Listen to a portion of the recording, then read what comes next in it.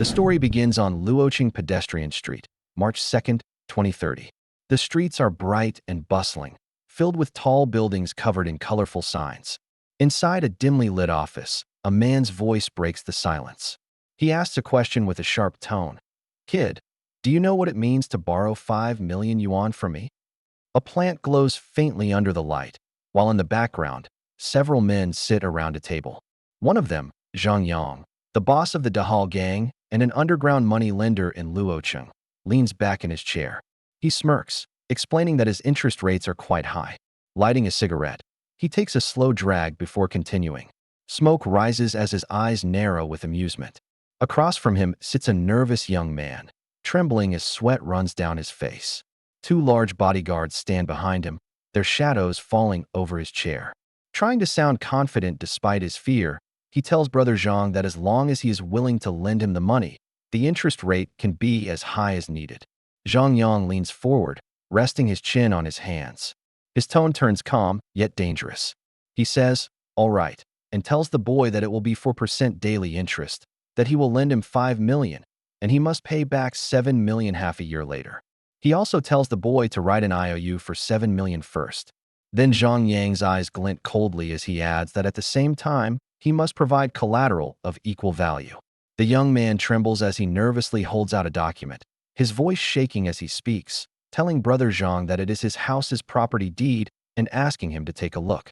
Zhang Yang takes the paper and examines it with a faint smile, commenting that the house is a bit old now and worth only about 3 to 4 million yuan at most. In his mind, he scoffs, thinking how foolish it is for someone to use a large, flat apartment over 140 square meters for a high-interest loan. To him, it is like a sheep willingly walking into a wolf's den. Leaning back in his chair, Zhang Yang says with a smirk that the young man, named Chun, cannot borrow 5 million with just that house, and he tells him plainly that the deal can't be done. Panicked, the young man clasps his hands together and pleads, begging Brother Zhang not to refuse him, saying that even 4 million yuan would be enough. He tries to sound confident, claiming he has consulted a master who said his luck is good recently and that he would earn the money back several times over soon. Zhang Yang relaxes in his chair, resting his arms behind his head. He says he can only lend 3.5 million yuan, claiming that any more and he would lose money. Inside, he sneers to himself, thinking that the young man is nothing but a gambling fool despite his age, and now he has him completely under his control. The young man's expression brightens instantly. He thanks Brother Zhang over and over, promising that he will repay the money quickly. Zhang Yang leans forward with a cold smile, resting his chin on his clasped hands. He tells the young man that since he has agreed to the terms, he must pay back 4.9 million yuan within 3 months, and if he fails to do so, his house will be taken as collateral. Then, in a calm tone, he adds that if there is no problem, the young man only needs to write the IOU and the funds will be released within 3 days. The young man nods nervously, glancing down at the paper in his hands. He says there is no problem, but hesitates for a moment before adding that he has one condition. Zhang Yang raises an eyebrow, intrigued, and leans in slightly, asking what it is. 10 minutes later, the deal is done. Outside the building, the young man steps out smiling, clutching his documents. One of Zhang Yang's men stands by the door, seeing him off with a polite tone, saying, "Thank you for your patronage. Brother Chun, take care." The young man looks at his phone and sees a message appear on the screen. His mobile account has received 3.5 million yuan. Relief and excitement flash in his eyes.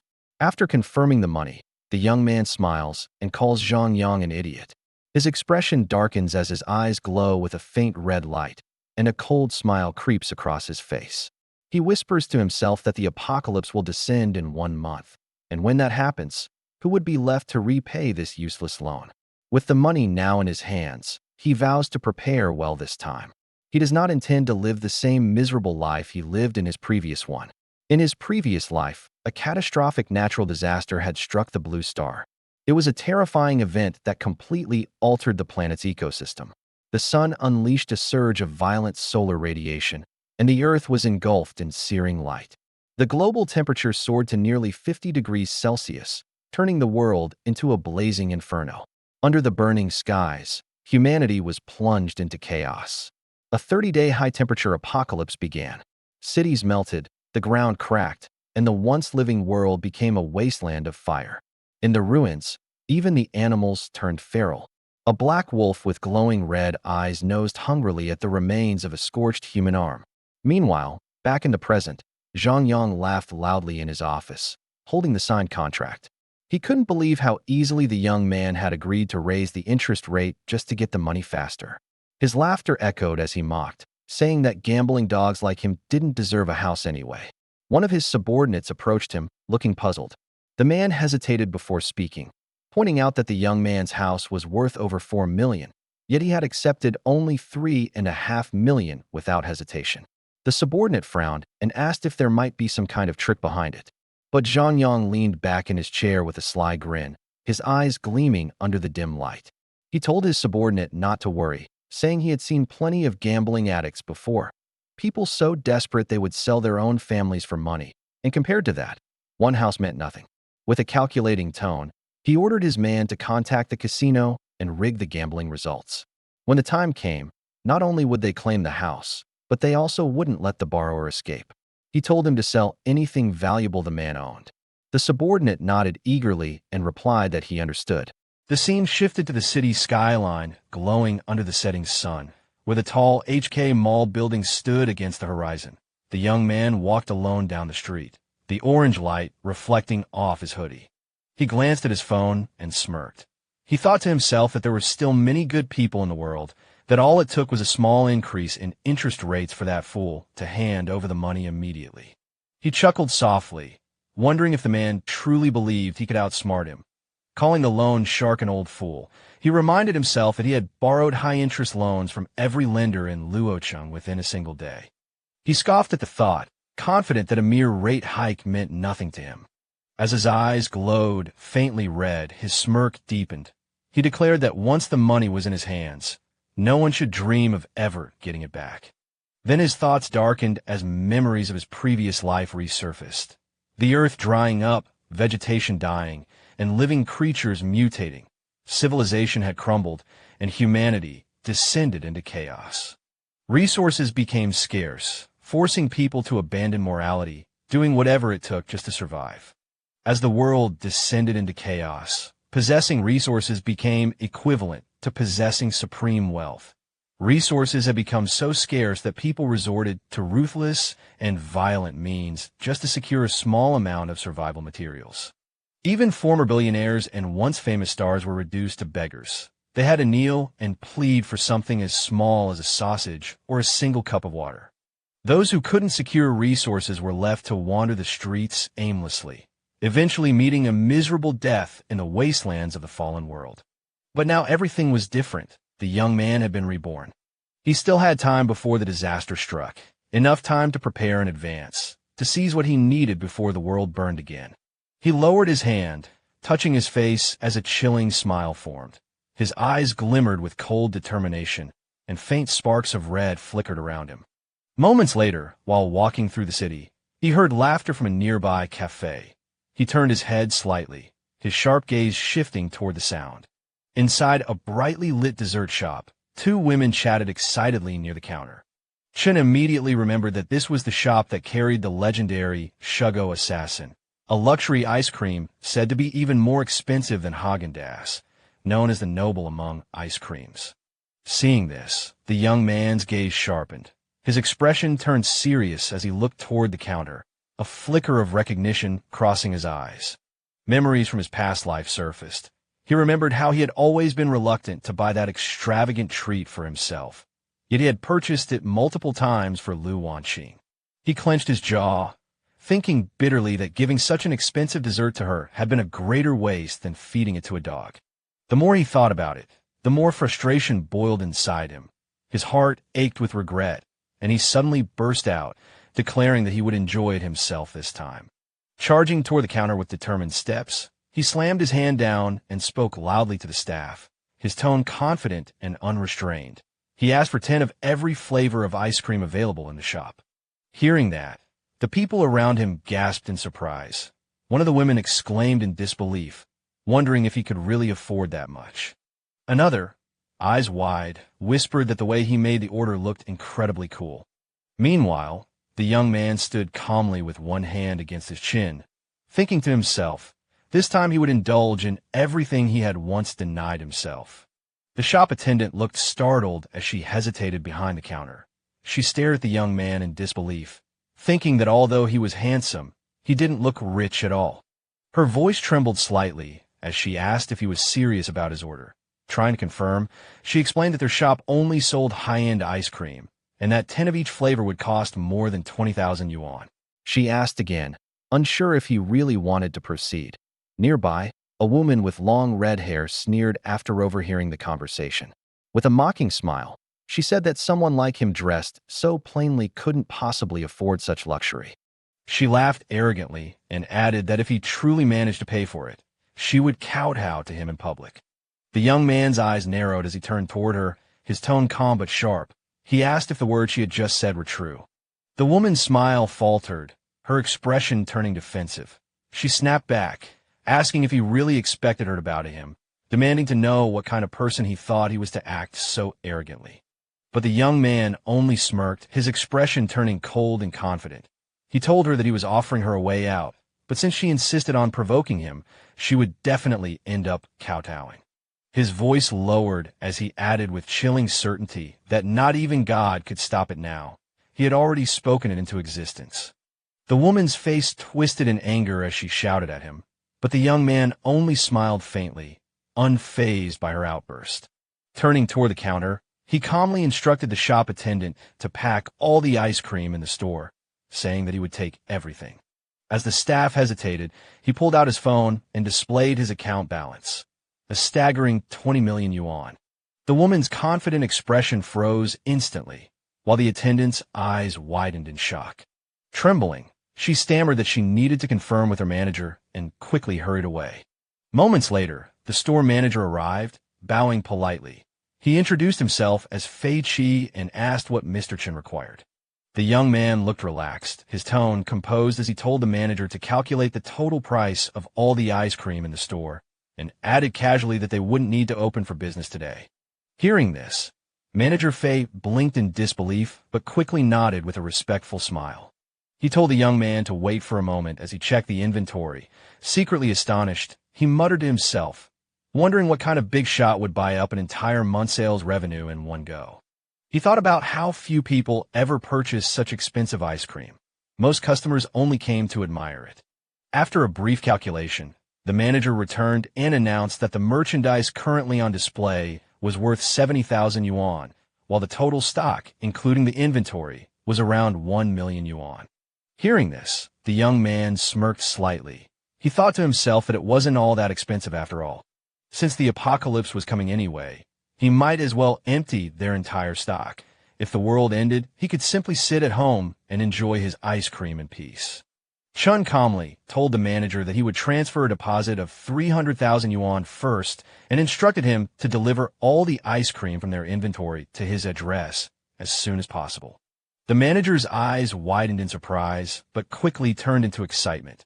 He eagerly nodded and assured Chun that everything would be handled right away, calling him Brother Chun with sudden respect. With a slight smile, Chun turned toward the group of women standing nearby. His voice was calm, but confident as he said they could choose any ice cream they liked from the store. Everything was on him. The women gasped in shock. One of them exclaimed happily that Chun was paying for it all, while another blurted out in disbelief at how rich he was. Their faces lit up with excitement as they admired him, whispering that he looked even more handsome now. Chun stood tall with a relaxed grin, his arms open in a confident gesture. Then his expression shifted slightly as he turned his gaze toward the red-haired woman who had mocked him earlier. His tone turned sharp as he reminded her that his offer excluded her, that he was still waiting for her to keep her word and kowtow to him. The woman froze, her confidence vanishing. Her lips trembled as she tried to speak, but only managed to stammer weakly. Moments later, unable to bear the humiliation, she dropped to her knees before him, bowing her head low to the ground. Chun looked down at her with a calm smile, standing tall and composed as the others stared in stunned silence. The scene then shifted to a peaceful view of a riverside lined with cherry blossom trees, petals drifting gently through the air under the glow of a warm sunset.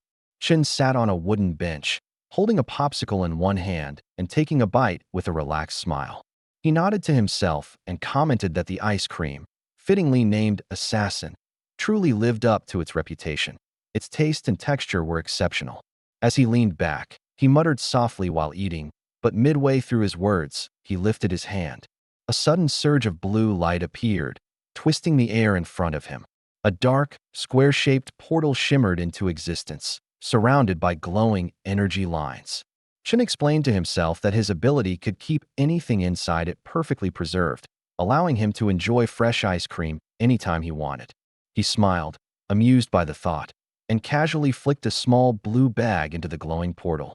With a confident tone, he said that with this power, inviting over any star or young model wouldn't be a problem. Just thinking about it made him feel excited. Chin raised his hand as a black, glowing square appeared before him. He looked at it thoughtfully, his voice calm as he said that he hadn't expected his ability to be reborn along with him. He recalled that in his previous life, abilities had only started awakening gradually after the apocalypse began. A faint smile appeared on his lips as he gazed at the mysterious power hovering above his palm. He admitted that he didn't fully understand how it worked, but he knew one thing for certain. This would become his greatest trump card in the days to come. He then sat back down on the bench under the cherry blossoms, petals drifting around him as the evening light glowed softly. In a quiet tone, he said that it was time to start preparing for what lay ahead, building a safe house, setting up cold storage, gathering weapons, and securing an energy reserve. With a small sigh, he muttered that he still had a lot to do. Just then, his phone suddenly chimed with a ringtone announcing, "Little Fairy is calling."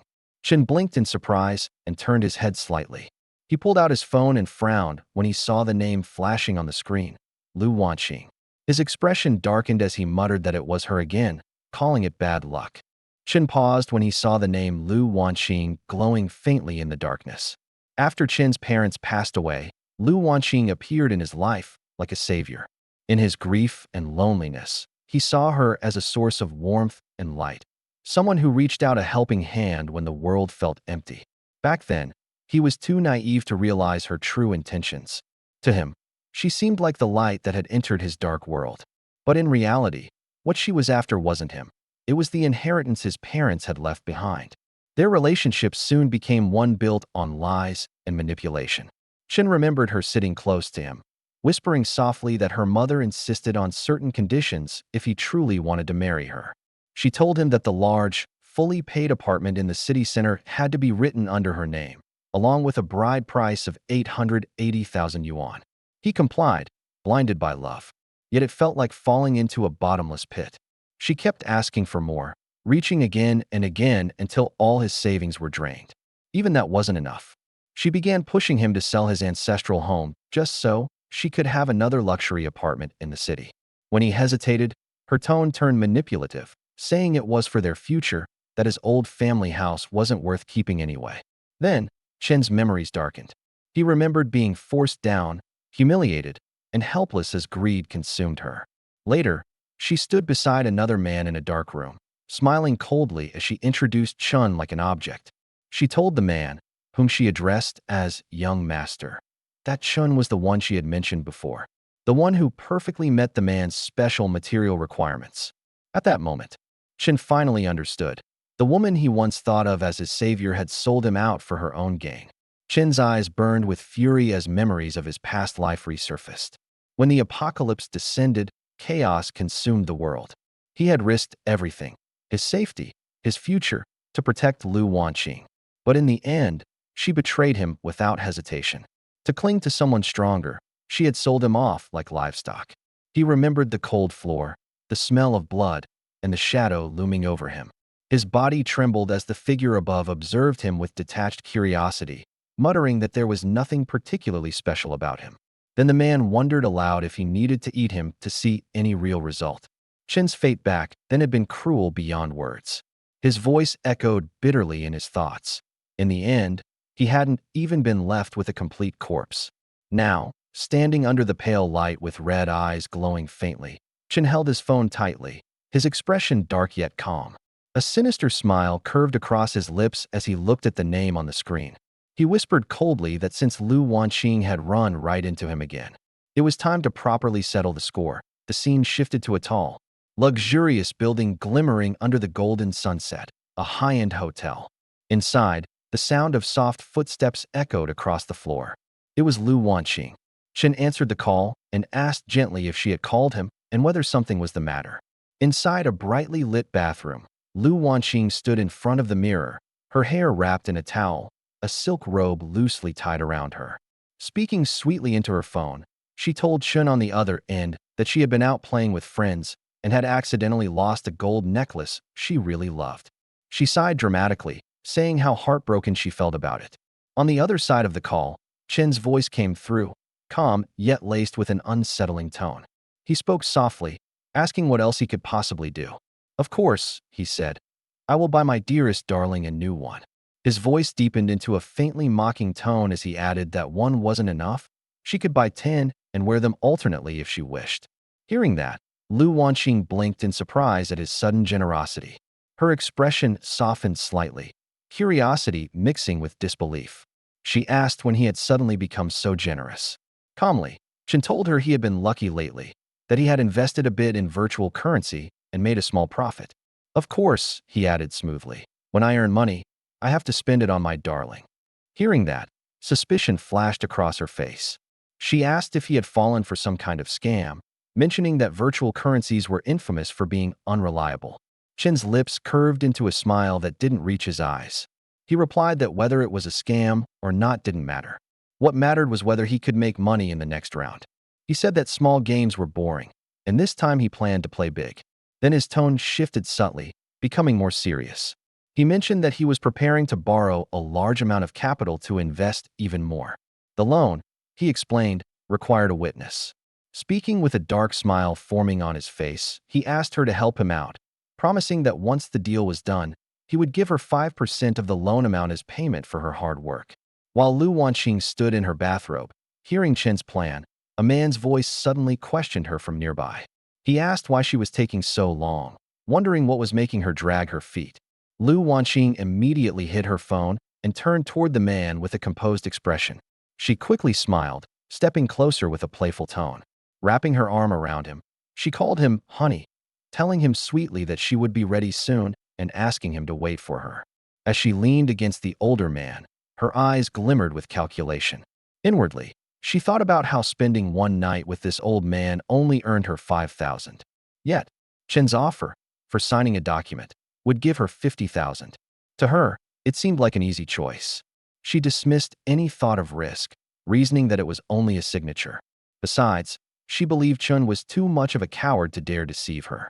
A moment later, the call between them ended. Chen looked down at his phone screen, which displayed "call ended." A faint, dark smile spread across his face as his crimson eyes glowed with determination. He whispered coldly to himself that he would wait for Lu Wanqing. As the scene shifted to a tall building bathed in evening light, Chen's voice continued in the background.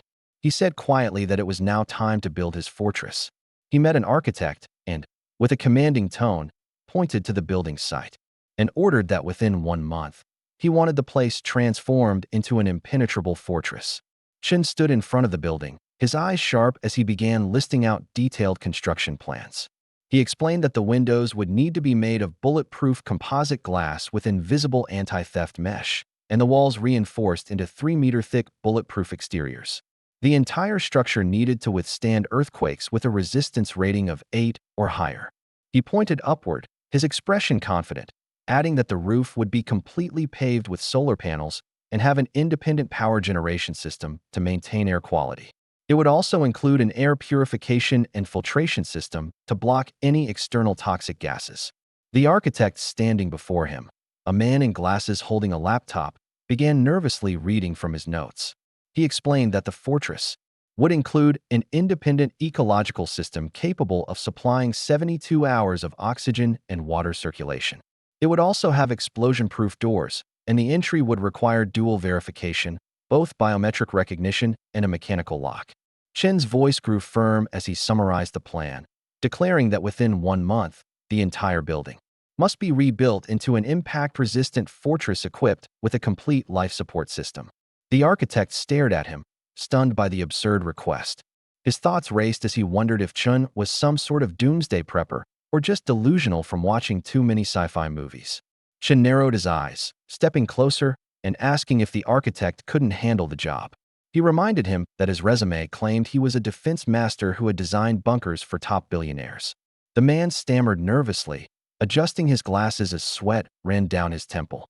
He admitted that Mr. Chin's requirements were indeed unique and of extremely high quality, but hesitated, mentioning that the main issue would be the budget. The architect pushed his glasses up, a sly grin spreading across his face as he thought to himself that Chun was just another rich fool brainwashed by doomsday theories, someone with too much money burning a hole in his pocket.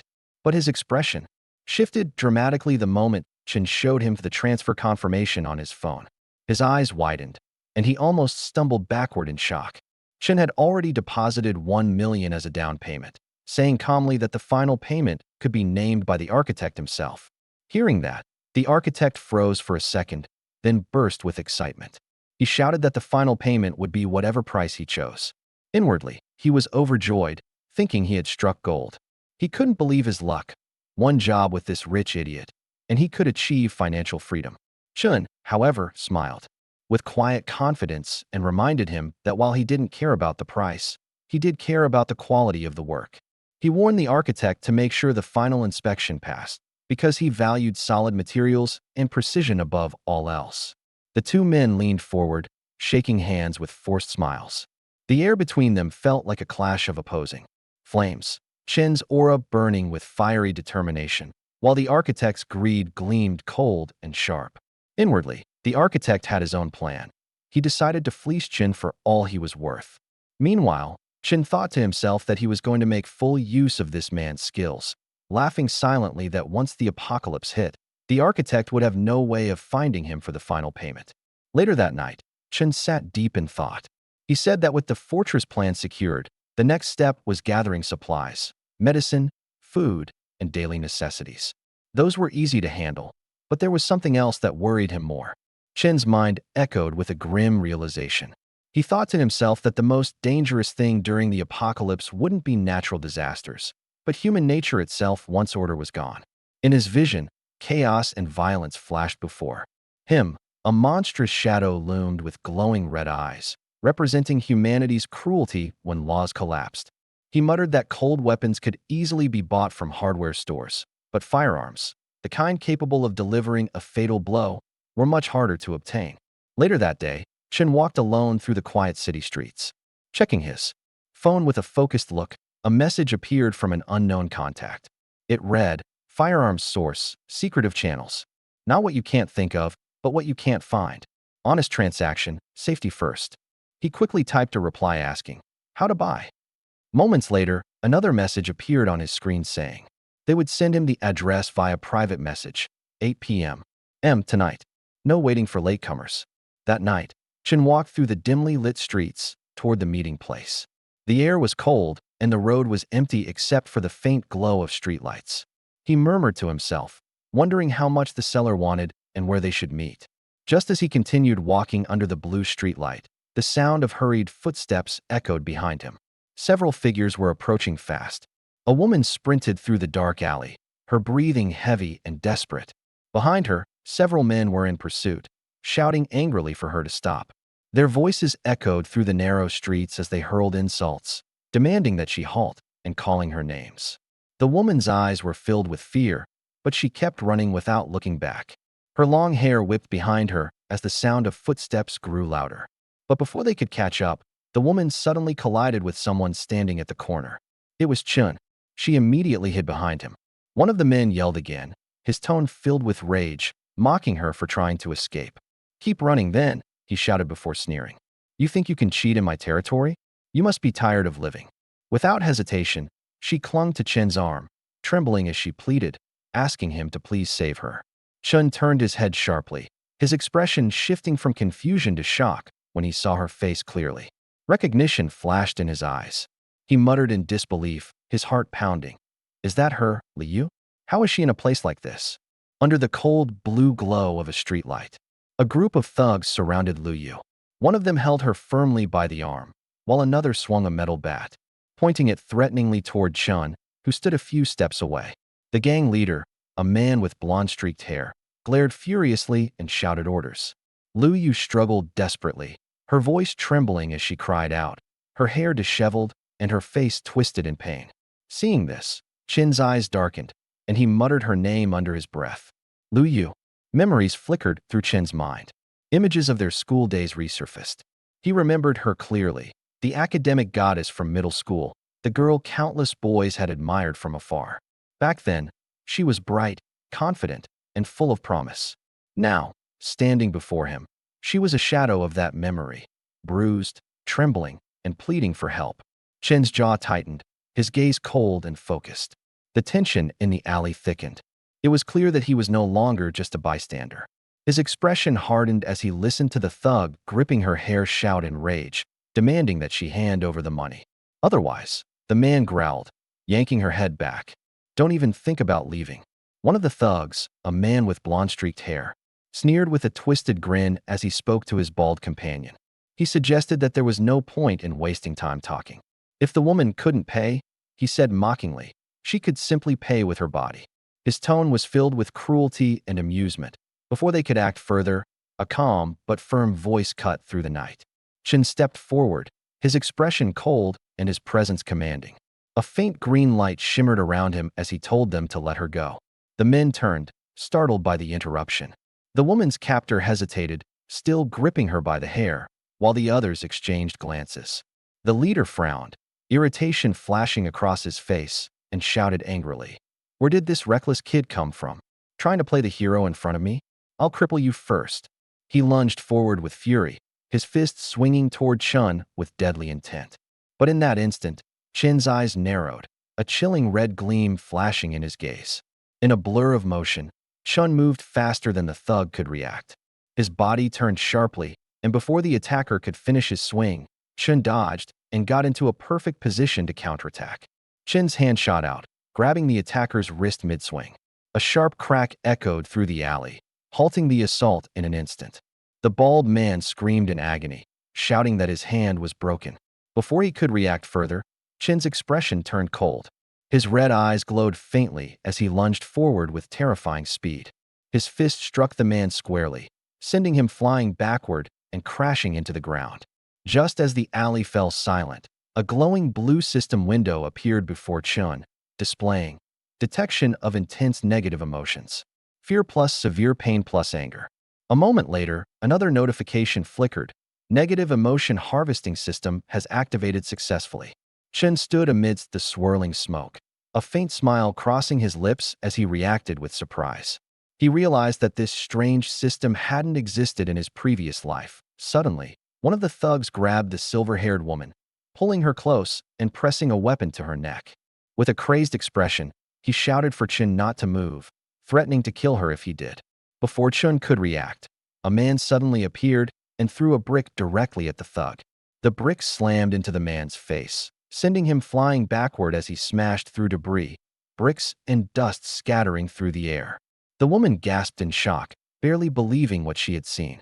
The remaining two thugs froze, their eyes widening in horror as a heavy block of debris landed right beside them, making them flinch in fear. Just then, a new figure appeared at the end of the alley. He stepped forward with a cocky grin and mocked the scene, saying it was shameful for a group of grown men to gang up on a single girl. Enraged by the taunt, one of the bald thugs raised his bat, charging forward furiously while shouting that they were asking for death. The thugs rushed in, swinging their weapons recklessly. Chen moved first, his expression calm but sharp. With a swift motion, he deflected one attack, his hand striking with precise force. At the same time, the new boy launched a powerful kick, sending another thug flying backward. The alley echoed with heavy impacts as bodies hit the ground one after another. Chin's eyes glowed faintly red, his movements too fast for the eye to follow. In an instant, he appeared in front of another thug and delivered a clean, devastating punch that sent the man reeling. Working in perfect sync, both men struck at the same time. Chin's fist slammed into one attacker's jaw, while his companion's kick sent another crashing onto the pavement.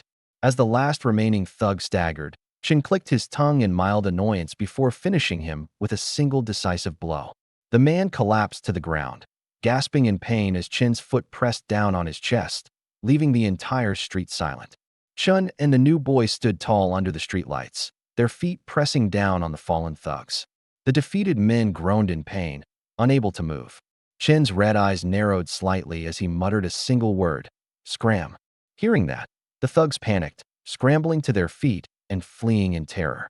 As they ran, a system notification appeared before Chen's eyes, stating that he had gained fear +1, panic +1, severe pain +1, despair +1, humiliation +1.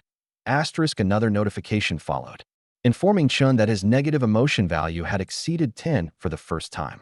Space expansion permission unlocked. A third notification appeared, urging Chun to work hard to harvest, grow bigger, and become stronger. As the men disappeared into the distance, Chun glanced at the fading system window and smirked faintly. Harvest negative emotions. Interesting, he murmured. Moments later, the purple-haired girl he had saved looked up at him, her voice trembling with relief. She thanked him, saying she hadn't expected to meet him there. Chun extended a hand toward her, his tone softening slightly as he asked if she was hurt. He then handed his jacket to the girl, telling her to put it on. She looked at him, her expression gentle with gratitude, and thanked him sincerely. She explained that she had something urgent to do and needed to leave right away. Chun simply nodded and told her to be careful. After she left, the man in the colorful shirt grinned and stepped forward, teasingly calling Chun a hero for saving a beautiful woman. He introduced himself as Mu Chang and asked for Chen's name. Chen replied calmly, saying that he was the one who had arranged to meet Mu Chang. Hearing that, Mu Chang's eyes widened in surprise before he burst into laughter, calling it fate that they had run into each other. Then, striking a dramatic pose, Mu Chang shouted his code phrase, "Heavenly King covers Earth Tiger." Chen raised an eyebrow and looked at him with a straight face, replying, "You are 250. Mu Chang froze in confusion, completely dumbfounded. Just then, the system suddenly activated in Chen's mind.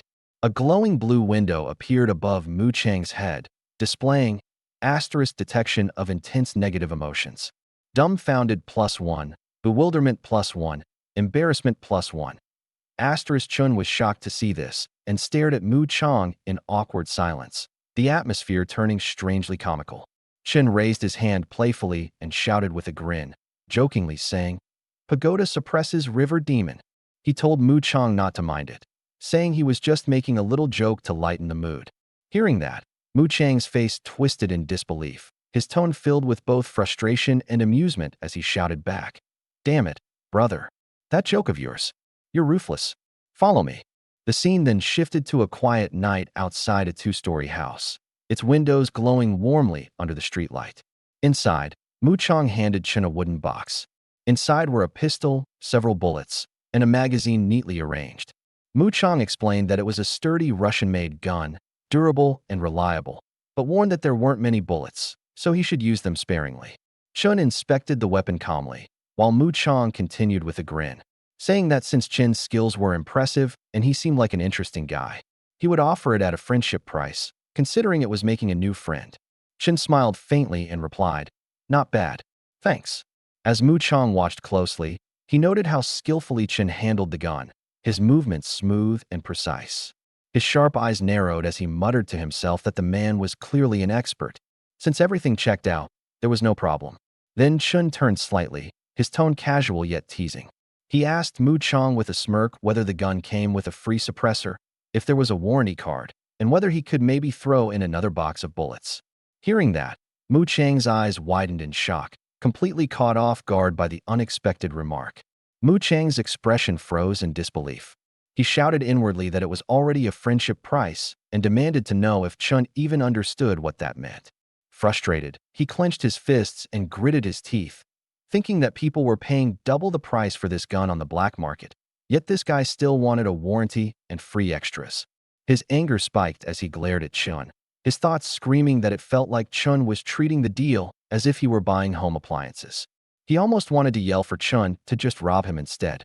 At that moment, the system activated again in Chen's mind. Detection of intense negative emotions. Shock +1, heartache +1, speechless +1. Seeing this, Chen simply smiled and waved his hand casually. He told Mu Chang that if it wasn't possible, then never mind. He was only asking. He said he would stick to the original price and transferred the money immediately. Mu Chang stood there speechless as Chen calmly finalized the transaction. Now Chen's supplies and the gun were secured. It was time to get revenge. Outside, the scene shifted to a brightly lit building beneath the night sky, the moon glowing overhead. Inside, under a dazzling chandelier, a woman in a red dress stood silently by the window. Her long blonde hair flowed down her back as city lights reflected through the glass behind her. She was Lu Wanqing, wearing the red dress.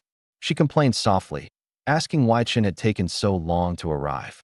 She said her legs were tired from standing and nervously asked whether the thing he had mentioned earlier truly involved no risk. Chen smiled and pulled her close, his tone smooth and reassuring. He told her it was just a formality and that he adored her too much to ever deceive her. Hearing this, Lu Wanqing leaned back with a cigarette between her fingers, her expression turning sly.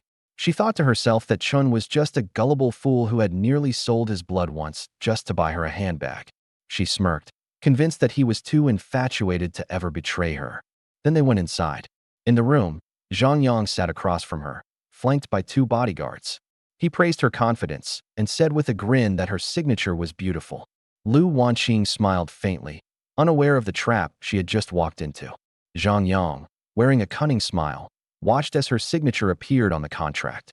Inwardly, he mocked her, thinking that she believed she was only signing as a guarantor, when in truth, once her name was written, the entire debt would belong to her. As she signed, the scheming man's thoughts grew darker.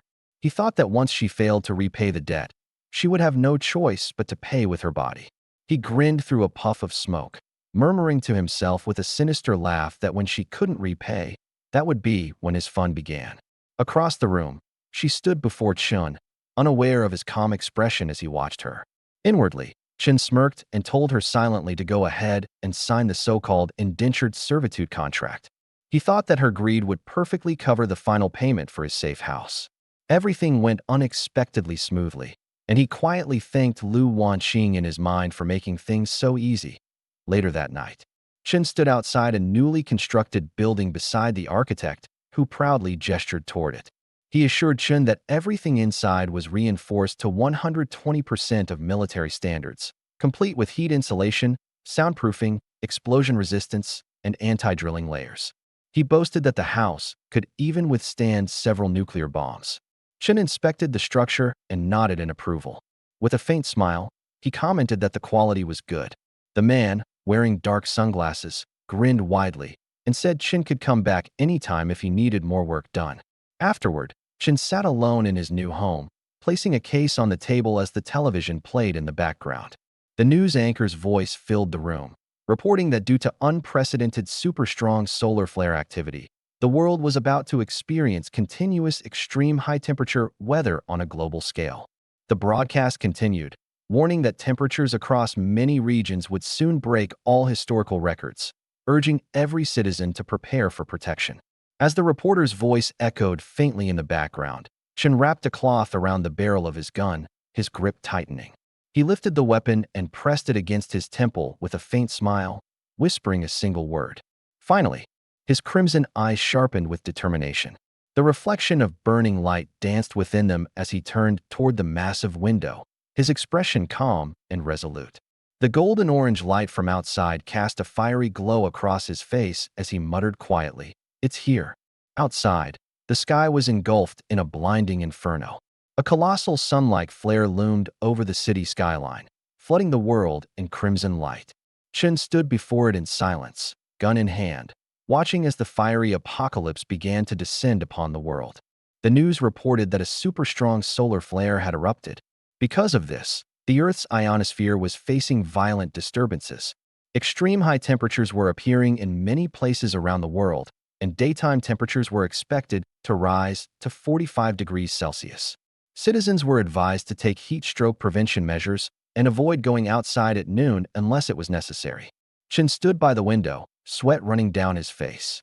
He looked outside and thought that the temperature was starting to rise, but this was only the beginning. The city streets were bathed in strong sunlight, and heat shimmered between the tall buildings. On the other side of the building, at home, a woman leaned against the balcony, already exhausted. She exclaimed that it was unbelievably hot, even early in the morning. Sweat dripped from her body as she complained that the weather was really killing her and wondered how long this high temperature would last. Meanwhile, outside the residential neighborhood, a vendor shouted to the neighbors that the weather was deadly. He said he had heard that the temperature would keep rising next week. He warned everyone about a supply shortage. He announced loudly that water and electricity would soon be rationed. He told people that if they did not stock up now, they would not even have mineral water to drink later. He urged everyone to hurry, saying this was his last batch of goods. As he wiped the sweat from his face, he thought to himself that this heat wave was like money coming straight to his door. He believed he would be letting himself down if he did not use this chance to make a fortune. Nearby, a woman looked at the melons and asked the boss if he could sell them cheaper because they were too expensive. The vendor stared at the woman with wide eyes and blurted out, "You're a beauty." He smiled and said that the melon was very sweet and asked if they wanted him to cut one for them to taste. He added that if they bought two, he would give them a 20% discount and even throw in a pack of tissues for free. The women looked at each other. One of them politely refused and said they would just buy one. The vendor kept pushing and told them to buy more and stock up. He said the weather was so hot that there might not be any left for sale tomorrow. On the other hand, an old man pointed at the water and asked the boss to make it cheaper too. The vendor immediately refused. He shouted that it was a small business and that there was absolutely no bargaining. Nearby, Chin watched silently. He frowned and clicked his tongue, thinking about Liatafu, the vendor. He remembered that in his past life, when the weather became so hot, he had also come to Liatafu's supermarket to buy supplies just like everyone else. He saw packets of chips lying on the ground. When he bent down to pick up an item that had fallen, Liatafu suddenly grabbed him by the collar and shouted loudly, calling everyone to look. He accused Chun of stealing and claimed he had caught him red-handed. Chun quickly explained that he did not steal anything. He said he had only seen it fall on the ground and wanted to pick it up and put it back. However, Liatafu sneered and mocked him, asking if he was really that kind-hearted. He looked at Chin's worn clothes and said his hands were not clean. He demanded money and threatened to send him to the police station if he did not pay. People around them began whispering. Someone mocked that at such a young age he still chose to steal. Another person said they did not know how his parents had taught him. Someone else added that since he was not speaking, it must mean he had admitted it. However, Chun refused the allegation again and again, telling everyone that he did not steal anything. At that moment, no one believed him. In the present, Chun stopped in front of them, his face calm but his eyes cold. He looked at the scene and then turned his head slightly, watching Liatafu closely. After that, he looked around inside the shop and saw a packet of onion potato chips displayed on the shelf, marked at 50 yen per pack under a manager's recommendation. Chun smiled and calmly asked Boss Liatafu whether his chips were made of gold or if they could prevent heat stroke, questioning why they were sold at such a high price. Boss Liatafu's face stiffened. Sweat rolled down his face as he glared at him, anger clearly rising. At that moment, a strange panel appeared, showing that strong negative emotion had been detected. Boss Liatafu suddenly shouted and told him to get lost. He warned Chin not to touch the chips if he could not afford them, and asked if he could even pay if he broke them. Another panel flashed, showing even stronger negative emotion, this time full of irritation. The atmosphere around them grew tense as Boss Liatafu's anger continued to build. Chin smiled faintly and warned Boss Liatafu that hoarding so many goods might make it hard for him to sleep at night. He told him to be careful or someone might steal from him. Boss Liatafu froze for a moment, then exploded in anger. He shouted, asking who the young man thought he was cursing. He yelled that he would beat him up and mocked him, saying the heat must have made him crazy. Chin calmly told Boss Liatafu to calm down. He then asked if Boss Liatafu had been suffering from insomnia, strange dreams, weak knees, or night sweats recently. Boss Liatafu was stunned. After hesitating, he admitted that it was true, at least a little. Chun continued, suggesting that there might be a Finchu problem with Boss Liatafu's warehouse. Boss Liatafu's eyes widened. He sucked in a breath and muttered that he knew it. Chun clicked his tongue and said that he already knew it. He stepped closer and began examining Boss Liatafu's face. He said that Boss Liatafu's intang looked dark. Boss Liatafu suddenly felt dizzy as his vision blurred. His eyes widened as he shouted that his eyes could not focus. Chin watched calmly and said that this was a typical deficiency. Boss Liatafu completely lost his temper. He shouted that the young man was the one with the problem and cursed his whole family, telling him to get out. Chen remained calm. He warned boss Liadafu to take care of his health, saying that too much anger harmed the body, especially for someone like him. He clicked his tongue and said that if boss Liadafu did not pay attention to it, he might die young. As he spoke, he casually flicked a coin into the air and turned away. Boss Liadafu staggered back, clutching his head in fury. At that moment, a panel appeared, showing a massive surge of negative emotion filled with intense anger. Sometime later, as night fell, Chen stood alone in front of Liadafu's store. In his heart, he thought about his past life. He remembered how he had swallowed his anger and let others push him around. In this life, he decided he would take everything back with interest. He then recalled that he could use spatial expansion once enough emotions were gathered. He thought that the emotions contributed by Liadafu were just right to use. A system panel appeared. It showed that 20 points of negative emotion had been consumed. Another notification followed, announcing that the storage space had expanded by 200 cubic meters. A strange, buzzing sound echoed as dark energy gathered in his hand. Chen looked down at his palm, then slowly raised his head. A faint smile appeared on his face as his eyes glowed with calm confidence. After that, the scene shifted to the next day. Liadafu happily went back to open his store. However, when he went inside, Liadafu froze in place. Sweat ran down his face as he stared ahead in shock. He opened his mouth trying to speak, but no words came out.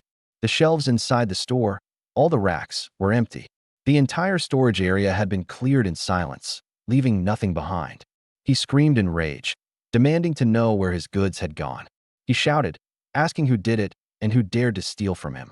Meanwhile, elsewhere, Chen sat calmly in a chair, watching through a monitor screen as Liadafu grabbed his head and roared in anger. Liadafu lost control and shouted in anger. He yelled, asking who did it and who stole all his stock. He screamed for the person to get out immediately. In the next moment, Liadafu slipped. His body lost balance, and he fell hard onto the ground. He screamed loudly as he crashed down. Liadafu sat on the floor holding his face in pain and despair. Behind him, people gathered and whispered among themselves. Someone said all the goods were gone in just one night. Another person wondered if Liadafu had staged this himself to raise prices. Someone else worried that the supermarket was empty and asked what they would do next. Nearby, two women talked in low voices. One said she had heard that someone saw a dark shadow floating around last night.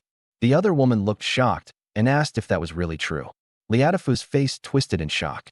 He shouted in disbelief, saying there was no way the place was haunted. At the same time, system panels appeared silently. Strong negative emotion was detected. From within the crowd, Chen watched calmly.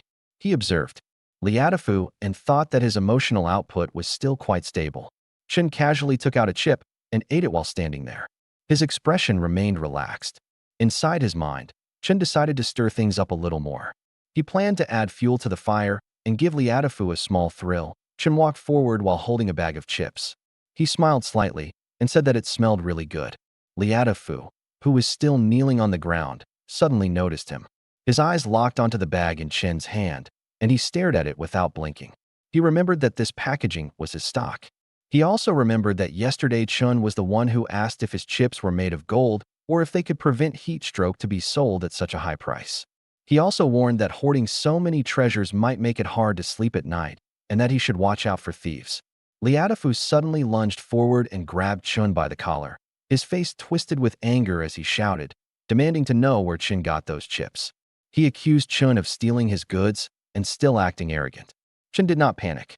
He calmly looked at Liadafu and told him that getting physical was no fun. He asked Liadafu if he had any evidence.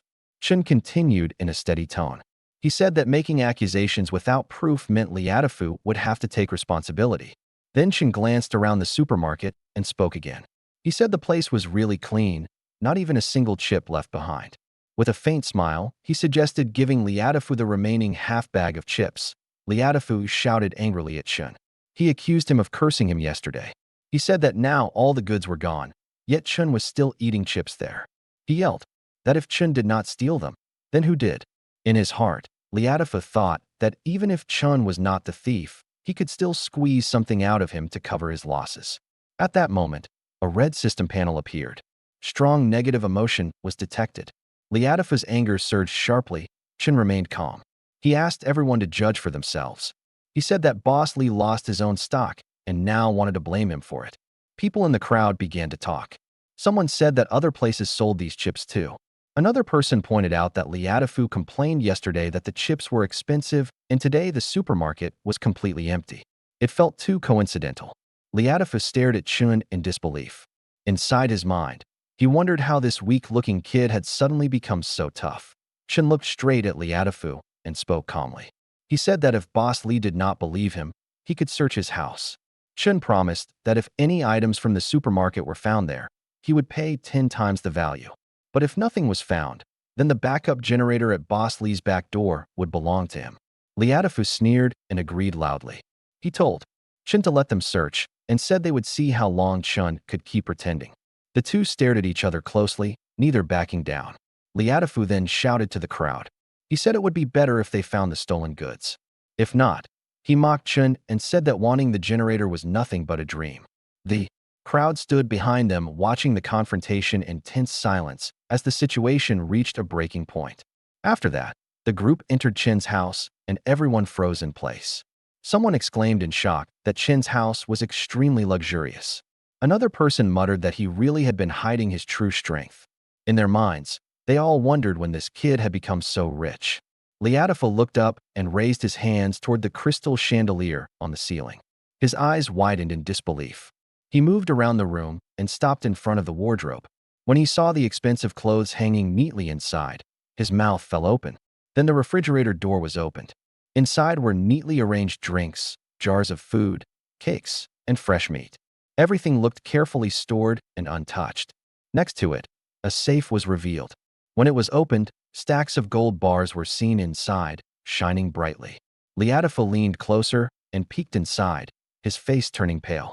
Cold sweat rolled down his face as shock completely took over. Chin stood calmly with his arms crossed and looked at Boss Lee. With a faint smile, he asked if Boss Lee had searched enough and whether he wanted to pry open the floorboards as well. Boss Lee's face stiffened. Cold sweat poured down as panic took over. He stammered that there was no need and said he would go ask other places instead. As he spoke, he turned around and hurried toward the exit, looking completely flustered. Just as Boss Lee tried to escape, Chin suddenly spoke up and told him not to go yet. He reminded Boss Lee about the generator they had agreed on. Chin reached out and grabbed Boss Lee by the collar, stopping him in his tracks. Boss Lee froze. On the spot, his face pale and his body stiff, unable to move. Everyone present had clearly heard the agreement. Chin looked at Boss Lee and calmly asked if he was really planning to go back on his word. Boss Lee immediately pretended to be confused. He laughed awkwardly and said he had no idea what generator Chin was talking about. He told Chin to calm down and claimed there was no need to make things so ugly. Chin did not smile. He coldly reminded Boss Lee that when Boss Lee framed him before, he never once talked about stepping back or calming down. The people around them watched in silence. Someone muttered that they could not understand how a person like this could refuse to keep his word. Another voice followed, saying that Boss Lee had no integrity at all and that it was only right for someone like him to be taken advantage of. Boss Lee stood there stiffly, his face twisted, completely exposed in front of everyone. Boss Lee finally lost his temper. He shouted at Chun, saying that he had already shown him respect, but Chin still refused to back down. Before Boss Lee could react, Chin moved. He grabbed Boss Lee's hand and twisted it hard. A sharp cracking sound rang out as pain shot through Boss Lee's arm. Boss Lee screamed loudly, clutching his hand in agony. His face twisted in pain as his body bent forward, unable to resist. He shouted that he would move it, saying he would move the generator right away. Chin looked at him coldly and told him to hurry. He warned that once the temperature rose later, it would be impossible to go outside.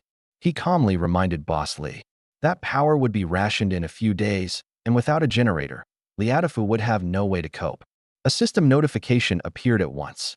Strong negative emotions were detected. Humiliation surged, pain increased sharply, and fear spiked even higher. Chin turned away calmly, standing straight as if nothing had happened. The room fell silent, and no one dared to speak. Just then, a phone suddenly rang on the table. The caller's name on the screen was Lu Wanqing. As soon as the call connected, Lu Wanqing spoke anxiously. She told Chun that for the past 2 days, a few people had been following her. From their behavior, they looked like debt collectors. Chun frowned slightly as he listened. Lu Wanqing sounded upset and confused. She asked him if he had not said that she was only signing papers. She did not understand why those people were now stalking her. Lu Wanqing raised her voice angrily, demanding that Chen tell her the truth. She asked why the people from the Dahal gang were looking for her and whether he had lied to her. Chen looked at his phone and replied softly, asking why she never trusted him. He said he had already paid so much for her sake. He continued walking slowly while speaking, telling her that he had poured his heart out and would never lie. Hearing her accuse him, he said, made him feel very sad. As the call continued, Chen's expression turned cold. In his mind, he thought that the group from the Dahal gang was even more impatient than he had expected. Chen spoke into the phone while standing in front of the refrigerator, calmly asking whether the people from the Dahal gang knew where Lu Wanqing lived yet and what they had said to her. Lu Wanqing answered quickly. She said they did not know her address. She had taken small roads and managed to shake them off. Her tone turned sharp as she demanded to know what was really going on and warned Chen not to play tricks on her. Chen leaned against the wall, listening quietly. After a short pause, he spoke again in a steady voice, telling her not to overthink it and suggesting she might have mistaken someone else for them. He then sat quietly at the table. In front of him was a plate of food, with his phone lying on the surface. On the phone screen, Lu Wanqing suddenly froze. Her eyes widened as she noticed the food on the table. She asked Chen how he could still have things like that. Chen calmly lifted a can of soda and took a sip, replying casually that it was not just those things. He still had plenty in stock. On the screen, Lu Wanqing looked at him in surprise and asked if he really had a lot. As she lay on the sofa holding her phone, her thoughts raced. The heat wave had lasted for many days. Supplies were now only available to the rich. She could not understand where he got so much food from. A thought crossed her mind.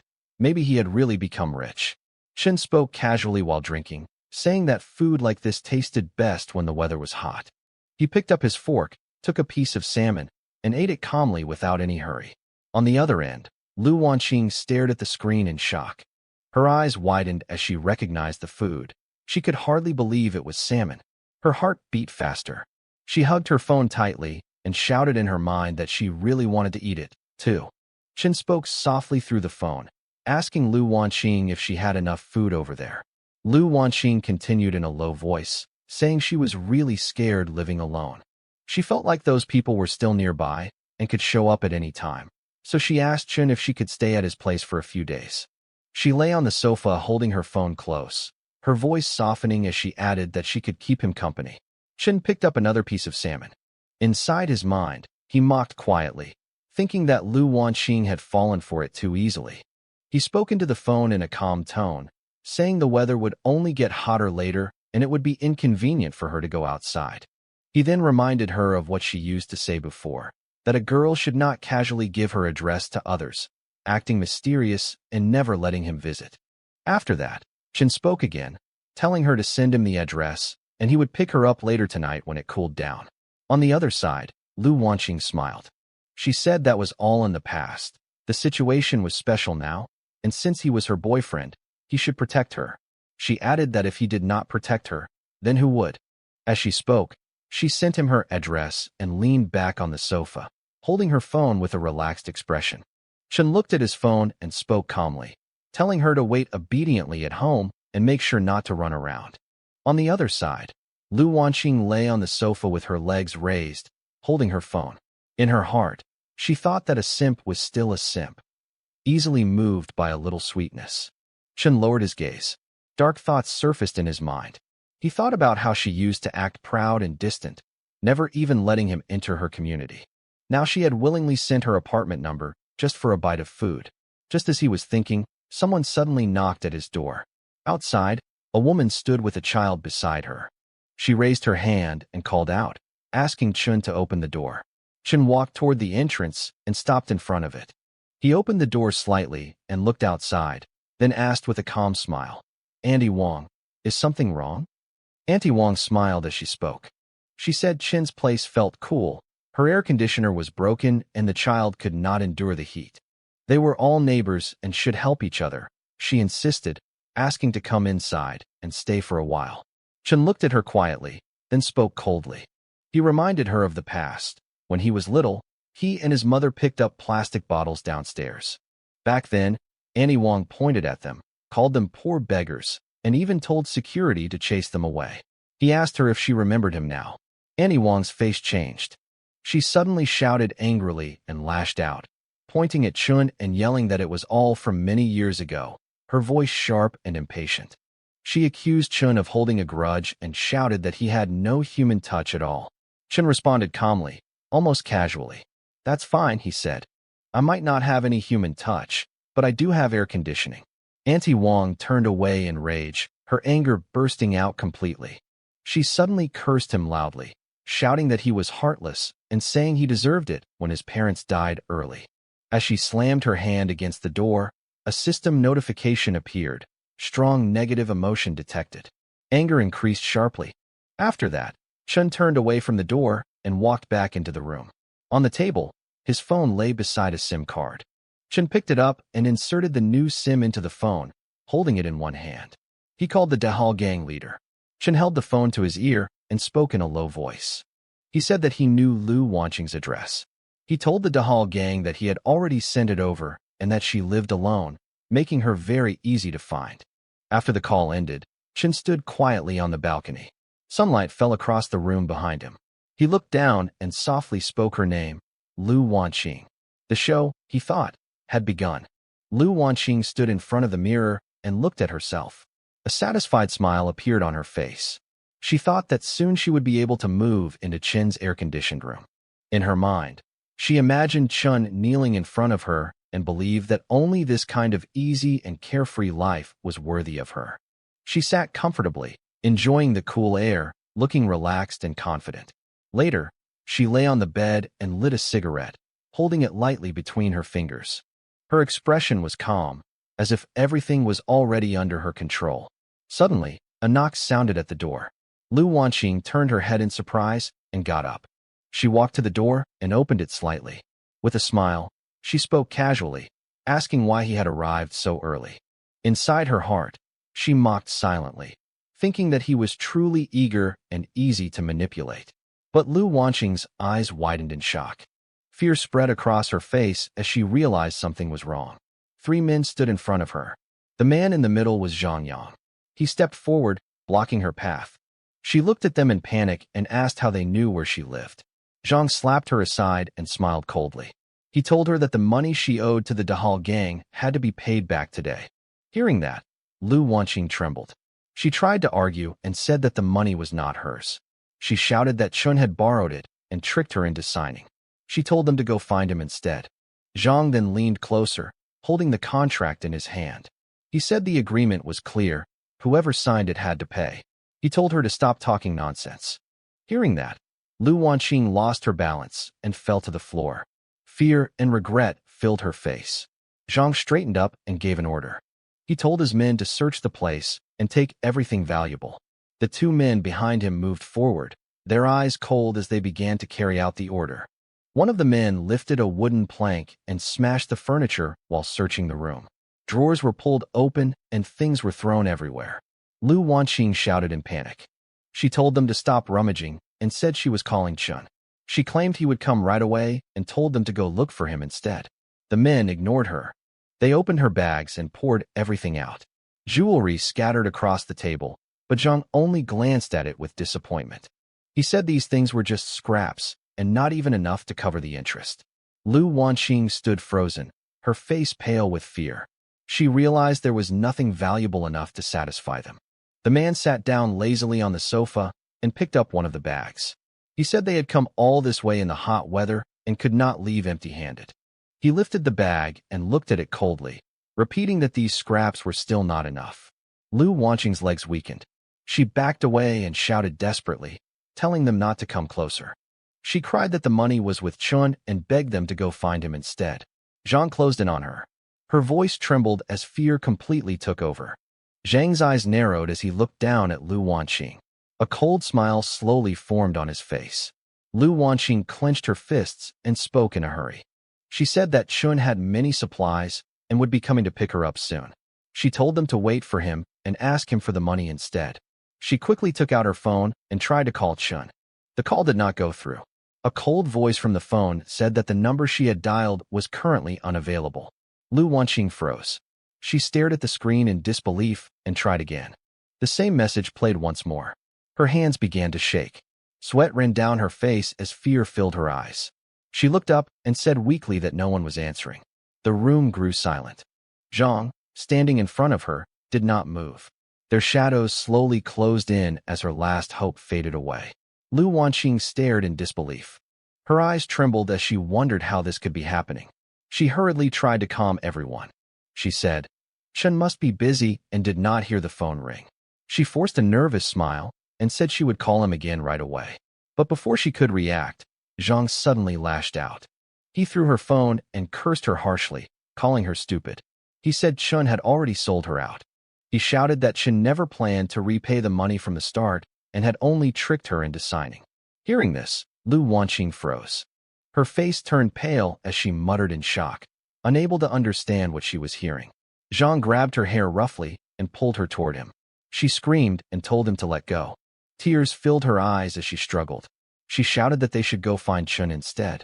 She cried that only Chun had the things they wanted and begged him to release her. A sharp scream filled the room as Lu Wanqing was dragged down to the floor. She cried out in pain and fear while the men stood around her.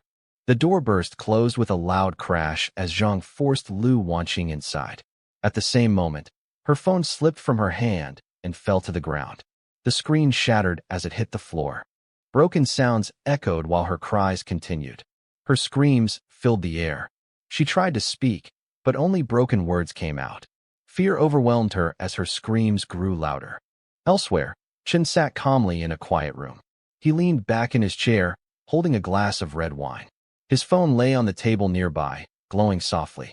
His expression remained relaxed and cold, as if everything was going exactly as planned. He lifted the glass slightly and looked ahead with a faint smile. In his mind, he addressed her calmly. He wished Lu Wanqing a good taste of the apocalypse passion. Sometime later, Lu Wanqing's quiet apartment building stood under the city lights. One window was lit while the rest remained dark. Inside the room, Zhang sat up while dressing, his back facing forward. Not far away, Lu Wanqing curled up on the bed. She hugged her knees tightly, her face buried near her hands. Tears fell as she sobbed again and again. Zhang then grabbed a cup from the table. The cup hit the surface with a hard sound. Zhang stepped closer and grabbed Lu Wanqing by the chin, forcing her to look up. He asked what good things were at Chen's place and told her to say it again.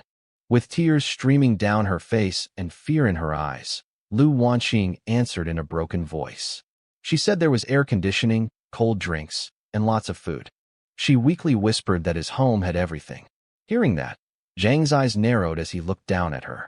Lu Wanqing told him to go find Chun, saying that he was the person they should be looking for. Tears streamed down her face as she cried and said that she really had nothing left. After getting all the information, Zhang threw Lu Wanqing onto the bed, her body curling up from the impact. He stood upright, thinking that if there was air conditioning and supplies, then he had caught a big fish this time. He smiled and turned to his men, telling them it was time to go. They left, slamming Lu Wanqing's door shut and leaving broken glass scattered on the floor. Lu Wanqing sat alone on the bed, covering her mouth as tears fell. She said that Chun had tricked her. Her eyes were filled with hatred as she shouted that he would die a horrible death. The street lay quiet under the cover of night, flanked on both sides by towering apartment buildings. Dim lights flickered faintly from behind curtained windows as several figures made their way down the deserted road. The sharp echo of polished shoes striking the pavement cut through the silence. Ahead, a group moved steadily through the darkness. One man led the way, speaking with an air of confidence. It was none other than Zhang Yang, and guiding them was the same woman who had once tried to enter Chen's home, only to be turned away. She pointed ahead and said, "This is the place. Chen lives right here." She claimed that Chen's home had its air conditioning running day and night, and that he had plenty of food and drinks.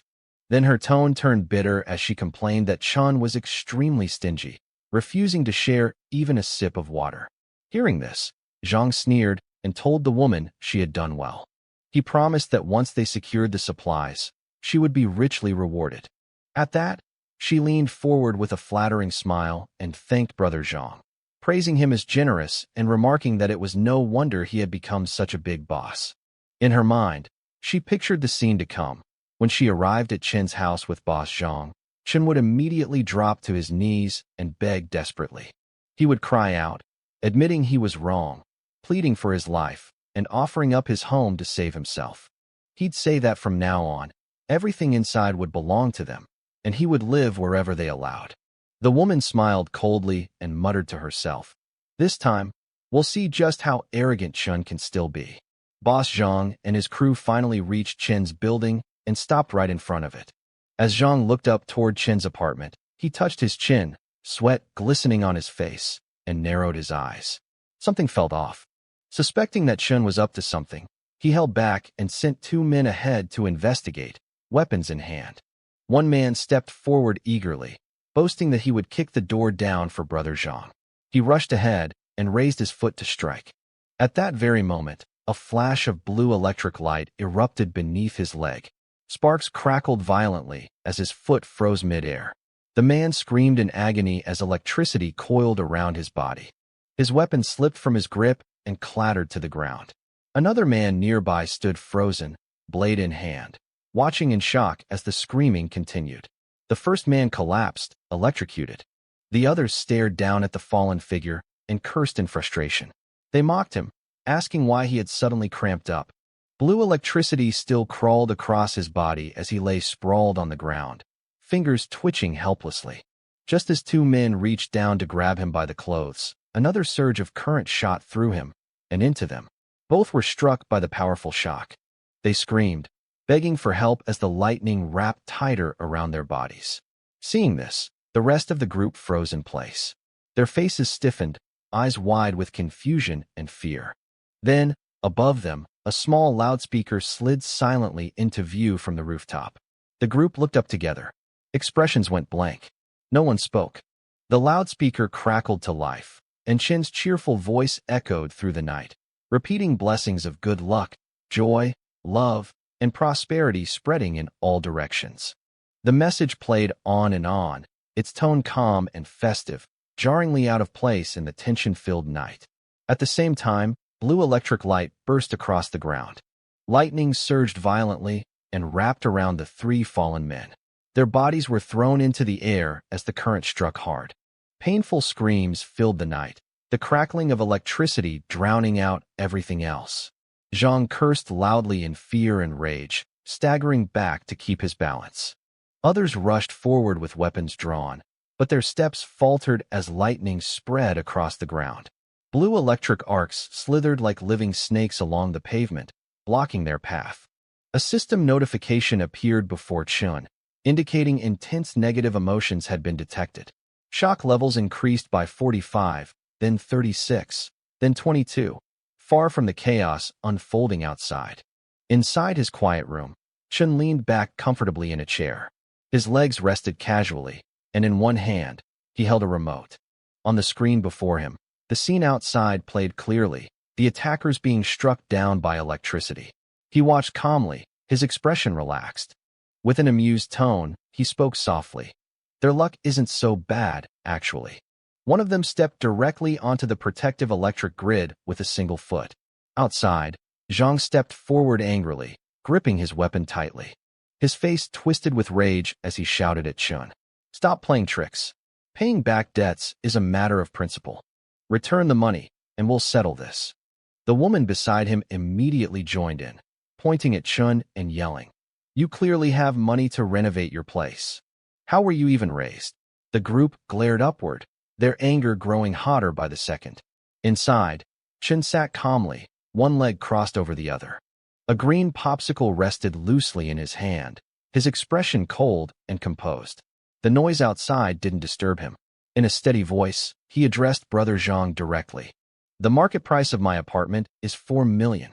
That's more than enough to cover the 3.5 million debt." A slight smile tugged at his lips as he continued. "As for Lu Wanqing's debt, go find her yourselves. What does that have to do with me?"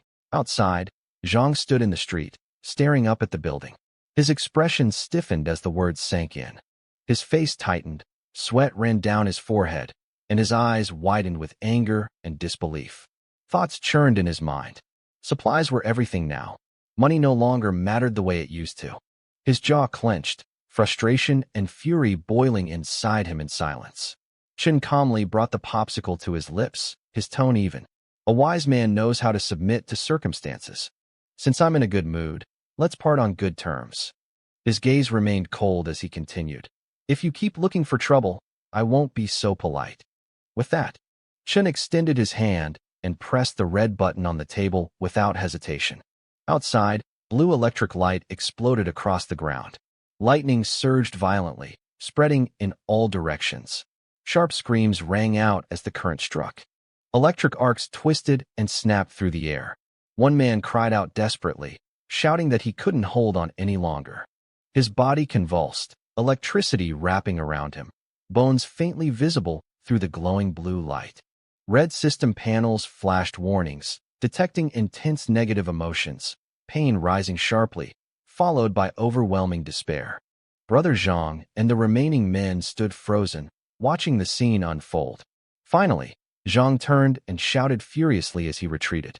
He cursed Chun, yelling that the Dahal gang would never let him off.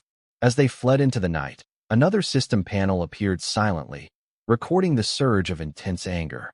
Above it all, Chen remained inside, calm and unmoved, watching as the chaos outside faded away. Seeing everything, the woman's face twisted in fear. Her eyes trembled, shadowed with dread, her expression showing deep shock and hatred. Outside the tall apartment building, she stood alone, staring upward, feeling Chen's anger pour down like flames from the sky. The next day, a warning panel appeared. The temperature had reached 52 degrees Celsius. The sunlight was blinding, washing the buildings in harsh white and yellow light. Cars sat parked along the road, but the heat made the entire place feel lifeless and suffocating. Inside the apartment, Chun lay casually on the sofa, holding a bowl of food and eating calmly. It feels refreshing, he said. On the television, a news broadcast warned that many people had recently died from heat stroke. Citizens were advised to avoid going outside as much as possible. A temperature chart on the screen showed the heat continuing to rise, again marked at 52 degrees. While Chun watched the news, his phone suddenly vibrated on the table beside him. He turned his head slightly, glancing at the screen. Messages flooded in from the homeowners group, one after another, all calling his name. The woman from before accused him of being inhuman. He has food, water, and air conditioning while elderly people and children are dying from the heat, she wrote. Another message followed, calling him selfish and unfit to be a neighbor. More joined in. Someone said, "In extraordinary times, resources must be shared. Otherwise, you're no different from a murderer." Another demanded, "We're about to die from the heat. Do you feel no shame?" Someone else directly told Chen to come out and give everyone an explanation. Chen calmly lifted a glass of water and took a sip. His expression didn't change.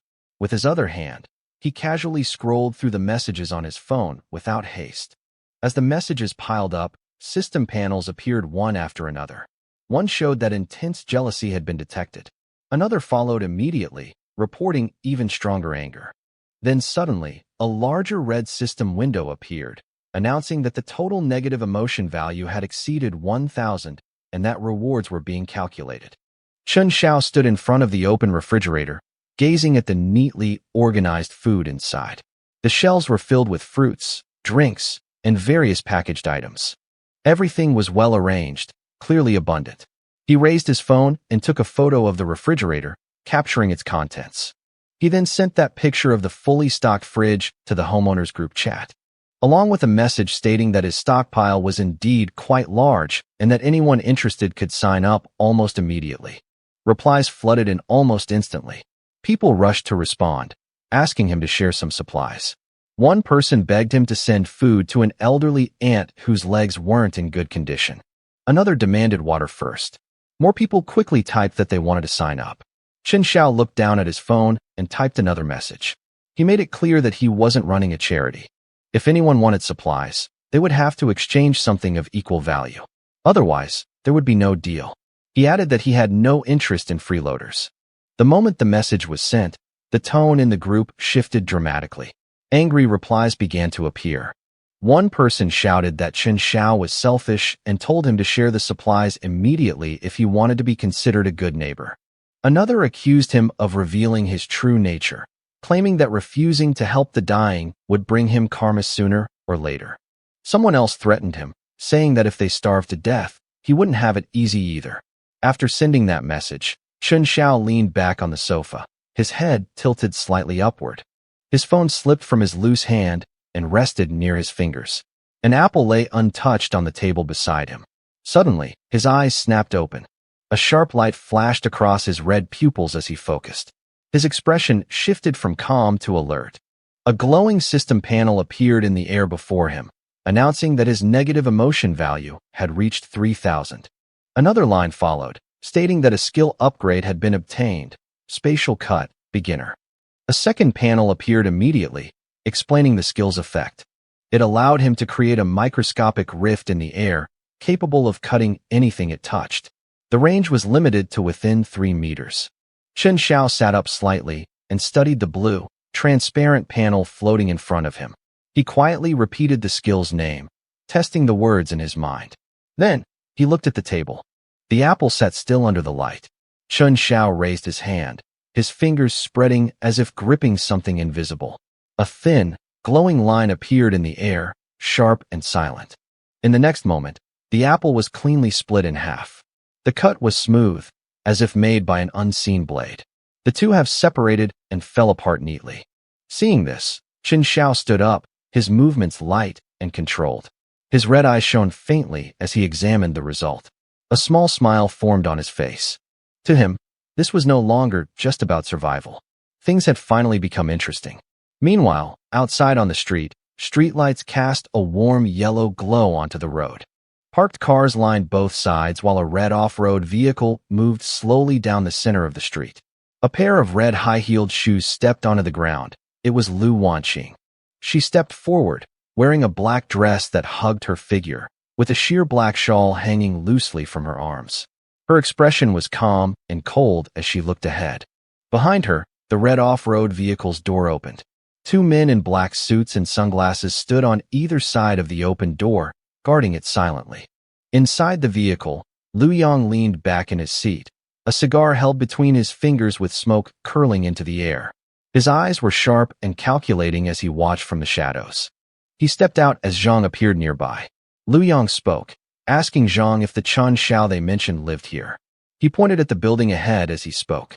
Zhang calmly reported that Chun Xiao lived in the innermost building. Lu Yang listened without changing his expression. Smoke drifted from his mouth as his eyes narrowed slightly. Suddenly, he grabbed Lu Wanqing's back, startling her. She turned in shock to look at him. Lu Yang faced her with a grin, holding the cigar between his fingers as he spoke casually. He mentioned that Chun Xiao used to be her man. He added that he was now leading a team to raid Chun Xiao's home and asked whether she would feel heartache about it. Lu Wanqing leaned closer to him, her hand pressing against his chest as she looked up at his face. She spoke softly, calling him Brother Lu, and said that at this moment, her heart belonged only to him. Hearing this, Lu Yang laughed. His arm wrapped around her waist as he pulled her closer. Seeing that, Lu Wanqing's expression shifted uncomfortably. She looked aside with a cold smile and spoke without hesitation, saying that Chun Xiao was nothing more than useless trash. As she spoke, her eyes hardened. She tilted her head slightly and looked down, her voice turning sharp as she called out Chun Xiao's name and coldly declared that tonight would be the night he died. While all this was happening, Lu Yang suddenly noticed figures stepping out from the building entrance, their silhouettes stretching across the ground. 2 residents rushed forward. It was Li Dafu and another man. Li Dafu pointed toward the building and shouted that they were homeowners in the complex. He asked if the group had come for Chun Xiao and said they were willing to help teach him a lesson. The other man quickly added that if Chun Xiao tried to escape, they would block his route because they knew the area well. Lu Yang listened to them. He agreed and said that if they helped catch Chun Xiao, he would share some of the things in Chun Xiao's room with them. Hearing that, the 2 residents became excited. Li Dafu bowed slightly and thanked him, saying they knew a shortcut and would lead the way. Elsewhere near the building, chaos was visible. Lu Yang's men were emptying the entire neighborhood. Back on the street, Lu Yang, along with Li Dafu, began to move together. Lu Yang walked ahead with Lu Wanqing beside him, and several men followed from behind. The group reached the entrance of Li Dafu's shop, which was being robbed. Seeing that, Li Dafu rushed forward in panic, raising his hands and shouting that this was his home and that they were on the same side. His voice trembled as he tried to stop them. Liu Yang's men, who were robbing the shop, answered coldly, saying that it was no longer his home. They declared that the entire building now belonged to Boss Liu. Meanwhile, Chen's aunt and nearby residents finally realized the danger. She screamed in fear and anger, saying they couldn't do this. They hadn't provoked anyone. A tall man standing beside her kicked her to the ground. Chaos erupted. Li Dafu and all the nearby residents were knocked down, their bodies scattered across the street. Chen's aunt sprawled on the ground, staring in despair as she thought about her own greed. She admitted that she had been wrong, that everything was gone now, even her chance to survive. Another man shouted in regret, calling himself blind for trusting a bunch of beasts. Liu Yang's group moved forward, leaving the crying residents behind. Liu Yang and his men finally stopped right in front of Chen's building, standing confidently with weapons in their hands, metal bats glinting under the lights. At the front stood Liu Yang with Liu Wanqing beside him. Liu Yang's face was calm and ruthless. More men appeared from behind, weapons resting on their shoulders. The pressure was overwhelming as they closed in. At the building entrance, a figure finally appeared. It was Chun Xiao stepping out into the light. Without hesitation, he lifted his arm and threw a sofa straight out of the doorway. The heavy furniture flew through the air and slammed onto the ground with a loud crash, breaking the silence and marking the moment Chun Xiao revealed himself. Chun sat calmly at the table, holding a piece of meat on a fork. He brought it to his mouth and took a slow bite, chewing without any hurry. His posture was relaxed, as if nothing around him mattered. He looked down from his seat and spoke casually, asking if everyone was looking for him. His tone was calm and almost amused as he continued holding the fork. Liu Yang glared fiercely. He leaned forward and threatened Chun, saying that death was near. He demanded the supplies and promised to leave the body intact if the order was followed. Liu Wanqing stood close beside him, her face tense and her eyes fixed on Chun. Chun lowered his head slightly and wiped his mouth with a napkin. His movements were slow and deliberate. He then lifted his gaze, his expression cold, and remarked that disturbing someone while they were eating was rude. Hearing that, the air suddenly became heavy. Liu Yang grew furious upon hearing Chen's words. He pointed at Chun and shouted angrily, ordering his men to attack. Several figures rushed forward at once.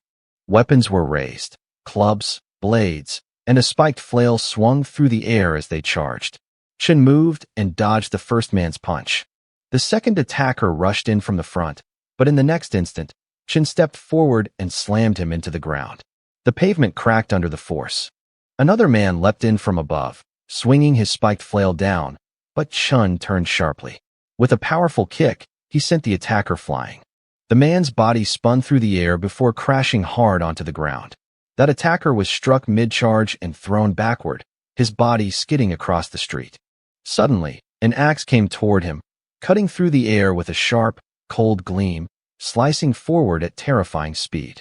It was a man with short hair who lunged aggressively at Chun with the axe, his face twisted with rage as he brought it down. Seeing this, Chun thought that they were forcing him to use a special technique. Suddenly, a cylindrical object fell right in front of him. The object tumbled across the ground, rolling to a stop near Liu's group. Liu and his companions froze for a split second, their eyes widening as they noticed the object. Before anyone could react, a blinding flash erupted. A violent explosion burst outward, engulfing the area in smoke and light. The shockwave expanded rapidly, swallowing the street as debris and dust filled the air. When the smoke rose, everything was obscured. The battlefield vanished behind thick clouds. Liu Yang raised his arm to cover his mouth and nose as he coughed hard. His eyes narrowed as he shouted loudly that it was tear gas. He warned the others that Chun had a helper and ordered everyone to retreat first. Inside the smoke, Chun moved quickly. He leaped forward and jumped out of the smoke. Just then, a voice came from Chen's side. Chun turned his head toward a shadowed figure leaning against the railing. The figure spoke calmly, saying that the trouble caused was not small, but added that Chen's skills were indeed not bad. Chun faced the speaker directly. His expression was cold as he asked why the other person was there. From the darkness, Mu Chang stepped forward. With a faint smile, he asked if Chen still wanted guns, saying that he had good goods available. After Lu Yang and his men left, Chen took out some water for Mu Chang. Mu Chang looked at the box of bottled water and became very excited. He said that drinking ice water at a time like this meant Chen was living a very comfortable life. Chen calmly placed the box on the table and handed one bottle to Mu Chang, saying they should talk. He asked why Mu Chang had come here when this area was not his territory. Mu Chang casually reached out and grabbed the bottle of water. He said that Lu Yang's men had been stealing his business recently. Because of that, he had been watching Lu Yang for days. When he saw him come this way, he followed to take a look. He didn't expect that Lu Yang was actually coming for Chen. While speaking, Mu Chang glanced at the stack of bottled water beside Chen. He pointed out that supplies had been scarce for a long time, yet Chen had a large stockpile here. He said that this kind of stock couldn't be gathered without special channels. Chen's eyes narrowed as he listened to Mu Chang. His expression turned cold, and he asked Mu Chang what he was trying to say. Mu Chang smiled and spoke calmly. He said that he wasn't trying to pry into Chen's supplies. He explained that Lu Yang had recently stockpiled a large amount of purified water, and he wanted to cooperate to get that water.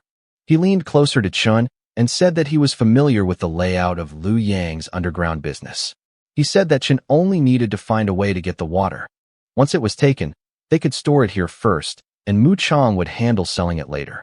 Hearing that, Chen also thought that as the temperature kept rising, water resources had truly become valuable currency. After a moment, he finally spoke and agreed to the cooperation. Hearing that answer, Mu Chang froze in place, his eyes widening in shock. He hadn't expected Chen to agree so easily. But before he could say anything, Chen spoke first and said that the profit would be split 9-1. He would take 9 parts, and Mu Chang would only get 1. Hearing that, Mu Chang frowned and replied sarcastically, saying that if it was 9-1, Chen might as well rob him directly. At that moment, a system notification appeared, showing that a strong negative emotion had been detected from Mu Chang, with shock increasing by 40 points. Chen waved his hand and told Mu Chang that if he wasn't willing, then there was nothing more to discuss. Hearing that, Mu Chang quickly grabbed Chen's leg and changed his tone, suggesting an 8-2 split. He said 8-2 should be fine and complained that he also needed to eat and survive. At this point, he basically started begging loudly, tears flowing as he acted pitiful. Inside his mind, he thought that Chen was very confident and must have a hidden trump card. He felt that apart from him, there was no one more suitable to cooperate with. After thinking for a moment, Chen finally agreed. He said that 8-2 would work. However, he added another condition.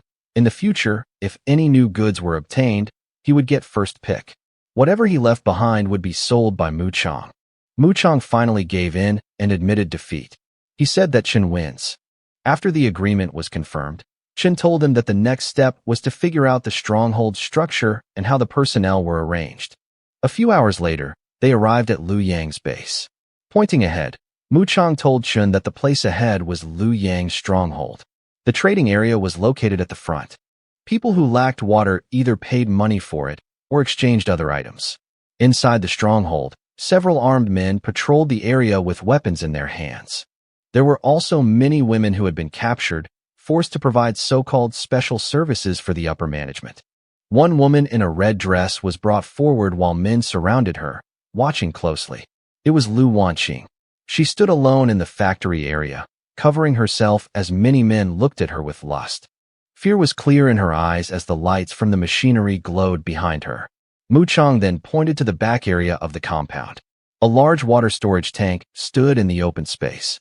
Mu Chang told Chen that the water storage area was located in the back, but the exact position was still unclear. After hearing all that, Chen explained the plan calmly. He said he would sneak inside first to investigate. He told Mu Chang that once the signal appeared, he should create chaos at the perimeter to draw away the main guards. Hearing this, Mu Chang was shocked. He asked how Chen planned to move the water alone if he went in by himself. Chen jumped down and told Mu Chang calmly that he had his own methods. He then leapt through the air, landing near stacked containers inside the facility. Armed guards patrolled the area. Unaware of what was about to happen, Chen changed his clothes and walked forward inside the compound. covering his mouth casually as he moved. Suddenly, a guard noticed him and raised his weapon. The guard shouted, telling him to stop. He said that Chen looked unfamiliar and demanded to see his identification. The situation immediately became tense as Chun was stopped inside the restricted area. Chen took out a paper and told the guard that Boss Lu had sent him to count the water stock. He showed his card as proof. Hearing that, the guard laughed and said that counting water stock sounded fake. He asked if Chun was trying to trick a child. As he spoke, the guard raised his weapon and pressed it closer, clearly not believing him. At that moment, a system notification appeared, stating that negative emotion had been detected and mockery points were gained. Seeing that, Chen remained calm. He placed his hand on the guard's shoulder and thought that before, he had only used his spatial cut to slice apples, but today he would cut something different. In the next second, Chen moved. A sharp spatial slash flashed through the air and struck the guard. The guard's eyes widened in shock as the attack hit him. He let out a painful cry and collapsed to the ground, unable to stand. The guard's expression twisted in agony as blood sprayed out. He cried out in pain and fell motionless on the ground. Another system screen appeared, detecting strong negative emotions, horror, and pain. Hearing the commotion, a second guard rushed forward with a gun. Seeing the first guard's body on the ground, the second guard shouted angrily. He aimed and fired, bullets flashing through the dark. Chun twisted his body, dodging the bullets, and swung the green spatial blade again. The attack cut through the air and reached the guard. The guard's face filled with fear as he fired again. Gunfire echoed, but the green blade sliced across the guard's body, cutting him in two. The guard screamed one last time as fear and despair surged through him. A final system notification appeared, showing strong negative emotions, fear and despair. Gunshots suddenly rang out across the area. Other guards shouted that an intruder had sneaked in and told everyone to hurry up. Armed guards rushed forward with their weapons raised. They spread out quickly, searching the area while moving toward the source of the noise. One man fired his gun while turning a corner, but little did they know that the intruder, Chun, stood calmly nearby. While Chun was hiding, a hand suddenly reached out from the darkness and grabbed him. Chun turned sharply to look back, his eyes cold and focused. At the same time, guards gathered around the large water storage tank. More people arrived, surrounding the area as they began a full search. Several armed guards moved toward a nearby building, pointing their weapons and checking inside. Shadows filled the area as more guards closed in from all directions. The one who grabbed Chen from behind turned out to be Lu Yu, the woman Chun had saved before. Lu Yu raised her finger to her lips, signaling Chun to stay quiet.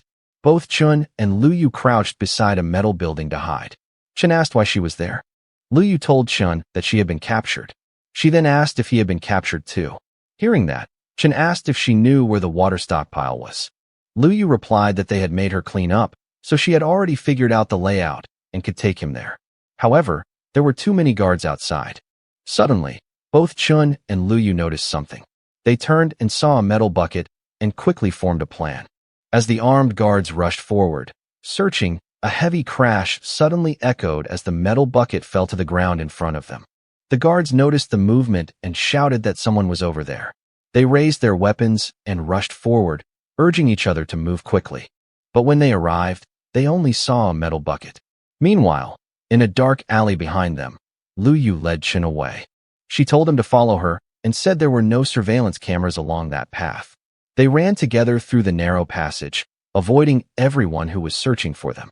After Lu Yu led Chun to the place where Lu Yang was hiding the water, Chun told Lu Yu to find a place to hide and wait for him to come back out.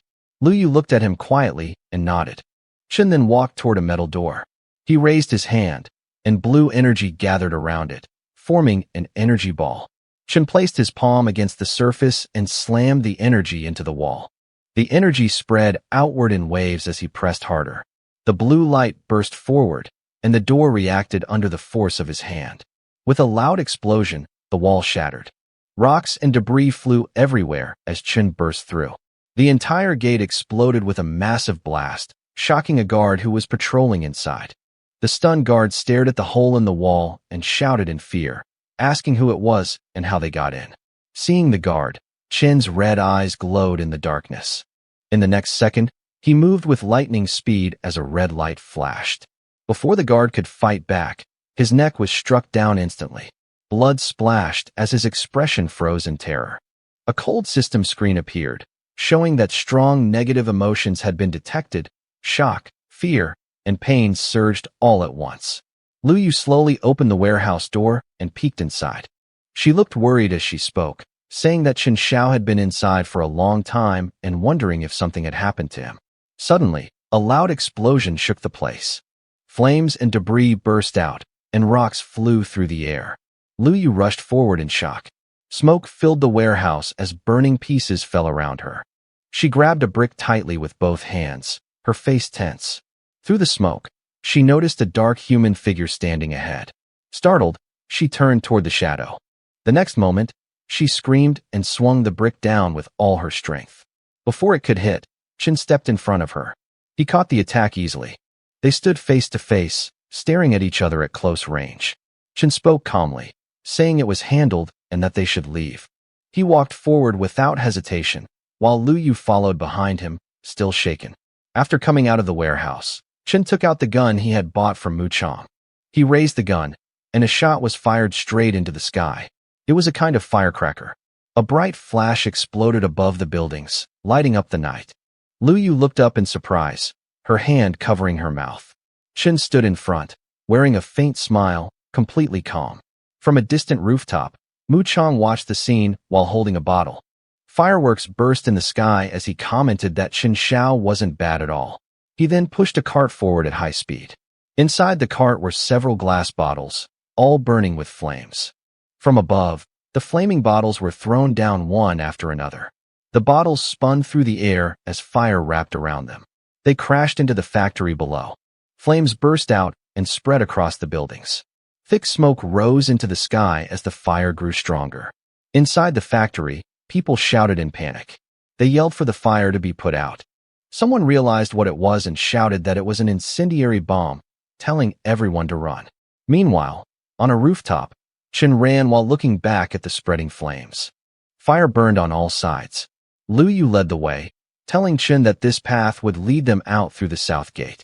Just then, Chen felt that someone was following him from behind. His face darkened when he saw who it was. It was Lu Wanqing. She rushed toward him through the flames and grabbed onto him tightly. With tears streaming down her face, she begged him to take her along. She said she wanted to leave this place with him. She pleaded, reminding him that they were once lovers. She cried and promised that if he took her away, she wouldn't blame him for using her name to take out loans. Her voice trembled as she begged again and again. Hearing that she wouldn't blame him, Chen Xiao looked down at her without warmth. He let out a quiet laugh and told her that she didn't understand the situation at all. Tears rolled down her cheeks as she stared at him in despair. Her face filled with regret and pain. Tears fell from Lu Wanqing's eyes. Her face trembled as fear and regret filled her expression. The scene shifted to her memories. Inside the room, she was trapped. She said they forced her every day and made her serve those old men. She said that if she resisted, they beat her. If she tried to run, they caught her and dragged her back. She cried and said she had nowhere else to go. She begged Chen to let her live with him, saying she would do anything for him. Chen Xiao leaned close and spoke in a low voice. He reminded her of the past. He said she laughed at him for being poor, called him useless, slept with old men behind his back, betrayed him, and led Lu Yang to kill him. He asked her if she had ever thought this day would come. Her eyes widened in shock as she stared at him, unable to speak. Chen remembered his past life, where he lay on the ground, pierced by metal rods, while Lu Wanqing and her lover stood around him in the red-lit darkness. Remembering all that, Chen felt cold and heavy. In his mind, he asked her if, in the past life where she had betrayed and killed him, she had ever thought this day would come. Scenes from the past appeared in his mind again. She had held a blade and hurt him while others watched. Blood stained his body as he screamed in pain. That memory was clear and cruel. In the present, Chen moved. He kicked her away without hesitation. Lu Wanqing fell hard to the ground, her act exposed. He looked down at her and said her performance was still terrible. He turned his back on her and told Lu Yu to leave with him. Lu Yu hesitated, shocked, then followed as he walked away toward the burning factory. Lu Wanqing sat on the ground, watching them leave. Rage filled her face. She clenched her teeth and shouted his name, calling him ruthless. She declared that if she wasn't allowed to live, then she would make sure no one else lived easily either. Her anger burned as fiercely as the flames behind her. Chin's system screen suddenly appeared, showing that an intense negative emotion had been detected. The hatred level surged to an extreme value. On the other hand, inside the burning warehouse, Boss Lu shouted in panic, asking where the water was and whether it was safe. The large metal door burst open. Boss Lu rushed in from outside with his men, holding guns as flames and smoke spread around them. Boss Lu looked around, but there was no trace of the water he had hidden. On a cracked wall, a message was written in red. Warning, Boss Lu. This time only your water has been taken, but next time your life will be taken instead. Boss Lu stared at the message in shock and fury. Veins bulged on his face as he shouted, demanding to know who had done this. A system screen suddenly appeared, showing that an intense negative emotion had been detected. The hatred level rose extremely high. Just then, Lu Wanqing collapsed on the ground in front of him, crying. She said it was Chen Xiao. She claimed she tried to stop him, but he injured her and insulted Boss Lu. She got close to Boss Lu and continued speaking, saying that Chen Xiao called him trash and said he was unworthy of owning these resources. She hugged Boss Lu and said that Chen Xiao wanted to kill all of them. She was clearly making Boss Lu angry at Chen, and it worked.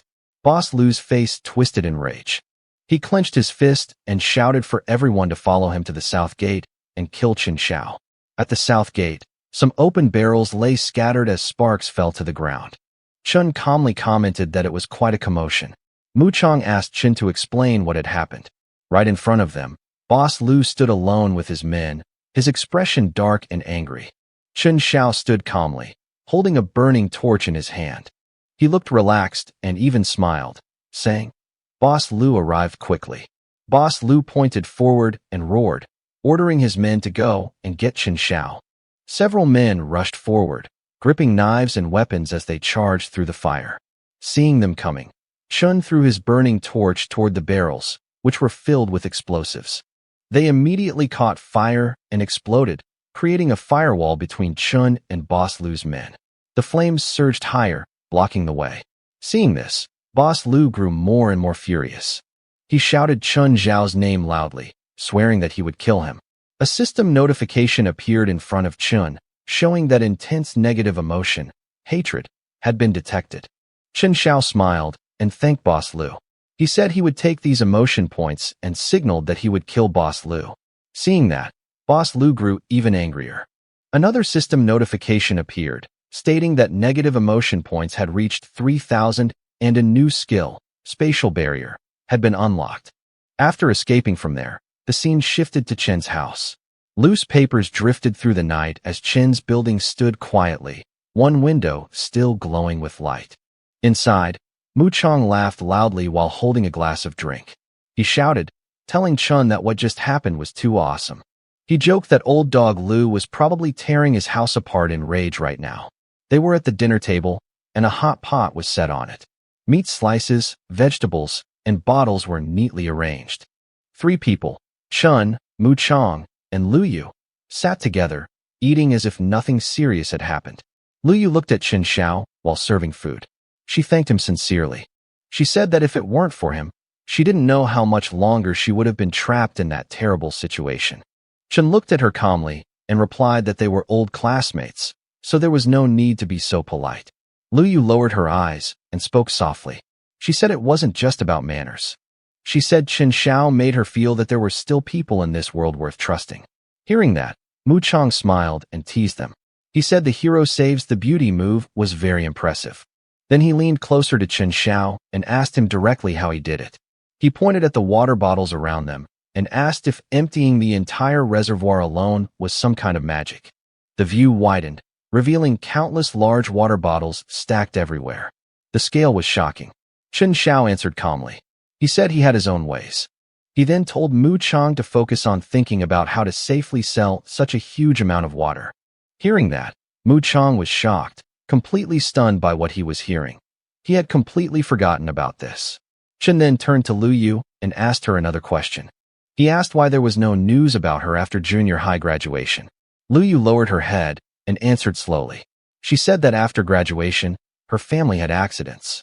Her expression darkened. In her mind, a memory surfaced.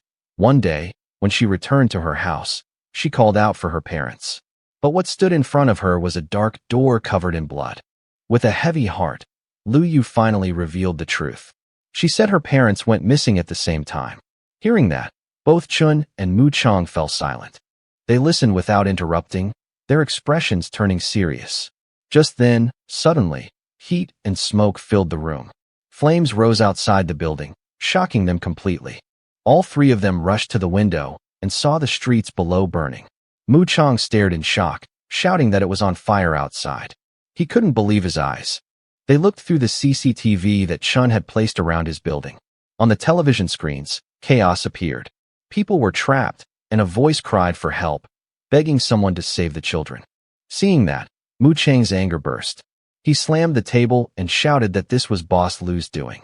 He accused him of trying to drive everyone to death. Chun and Lu Yu stared at the burning scene in shock. Lu Yu came to Chun and asked quietly if they should do something. But Chun didn't say anything. He watched the flames spreading everywhere. Innocent people screamed for help. They reached out desperately, begging to be saved. But seeing them, Chun remained calm. He realized that Boss Lu was trying to use morality and innocent lives to force him out. But Chun was no longer the same person from his past life, the kind fool who would sacrifice himself for others. Outside, Boss Lu shouted angrily. He called out Chun's name and threatened that if Chun did not come out, he would burn the entire area to ashes and see how long he could hide. One of Lu Yang's men praised him, saying the plan was wise. Even if the fire didn't kill everyone, the smoke would. He said they should throw more fuel on the fire. Boss Lu stepped forward through the flames and mocked Chun, saying Chun Xiao was foolish to think he could fight him. He sneered and said this was only the beginning. The fire continued to spread, burning all the nearby buildings. Danger grew closer and closer as the fire continued to grow. While watching the scene outside, Mu Chong panicked and warned Chun Xiao. He said they couldn't continue like this. The heat would spread inside.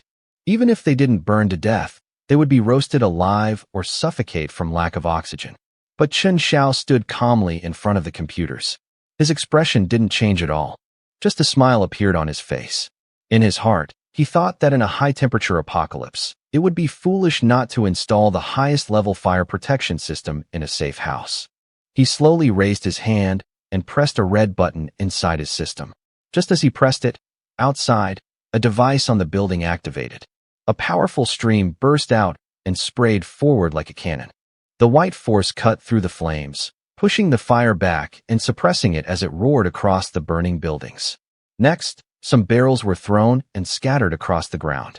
They released smoke, which formed a thick wall, blocking the way forward. They were filled with fire extinguishers, which immediately started extinguishing the fire around them. Watching from inside, Mu Chong stared at the screen in shock. He realized that the barrier blocking the fire was made from nano-grade aerogel. He couldn't believe it. This level of material was military-grade. Seeing that, Lu Yu covered her mouth in disbelief as she looked at Chun. She finally understood how the building was stopping the fire from breaking in. Outside, Boss Lu, standing in the flames, slowly lifted his head. He looked at the building ahead, his eyes cold and sharp. The fire reflected in his gaze as he sneered. He muttered that this was nothing but a struggle before death. One of Boss Lu's men raised a bottle and threw it with all his strength. The bottle flew through the fire and smoke. It exploded with a huge blast. The explosion shook the ground. Those fire extinguisher barrels were blasted away, and the flames surged higher. The explosion sent Boss Lu's men flying, injuring them. But Boss Lu didn't care. He shouted angrily, ordering them to keep going. He said he didn't believe the other side's defense could last forever. Just then, one of his men panicked and yelled that the fuel was almost gone. He said the white mist was too terrifying. At that moment, Chen stepped out calmly, holding a megaphone. He spoke lightly, asking Boss Lu if he had played with fire long enough. He invited Boss Lu inside for a glass of ice water to cool down. Hearing that, Boss Lu and his men, who stood in formation on the burning ground, grew very angry. A red system screen appeared in front of Chun, saying it detected 888 points of strong anger negative emotion. Boss Lu clenched his fists and changed his mind. He said killing Chen Xiao would be too easy. He wanted something worse. In his thoughts, he claimed Chen's house for himself. It was fireproof, strong, and self-sufficient. He believed it was the perfect shelter. He laughed and said fire attacks wouldn't work. If that was the case, he would tear away the last bit of civilization himself. He looked toward two people who were tied together. They were residents of Chen's building. They trembled in fear, their faces pale as they looked toward the danger. Chen stood silently, holding the megaphone. His eyes were cold and calm, without fear. The flames continued to burn as their confrontation was far from over.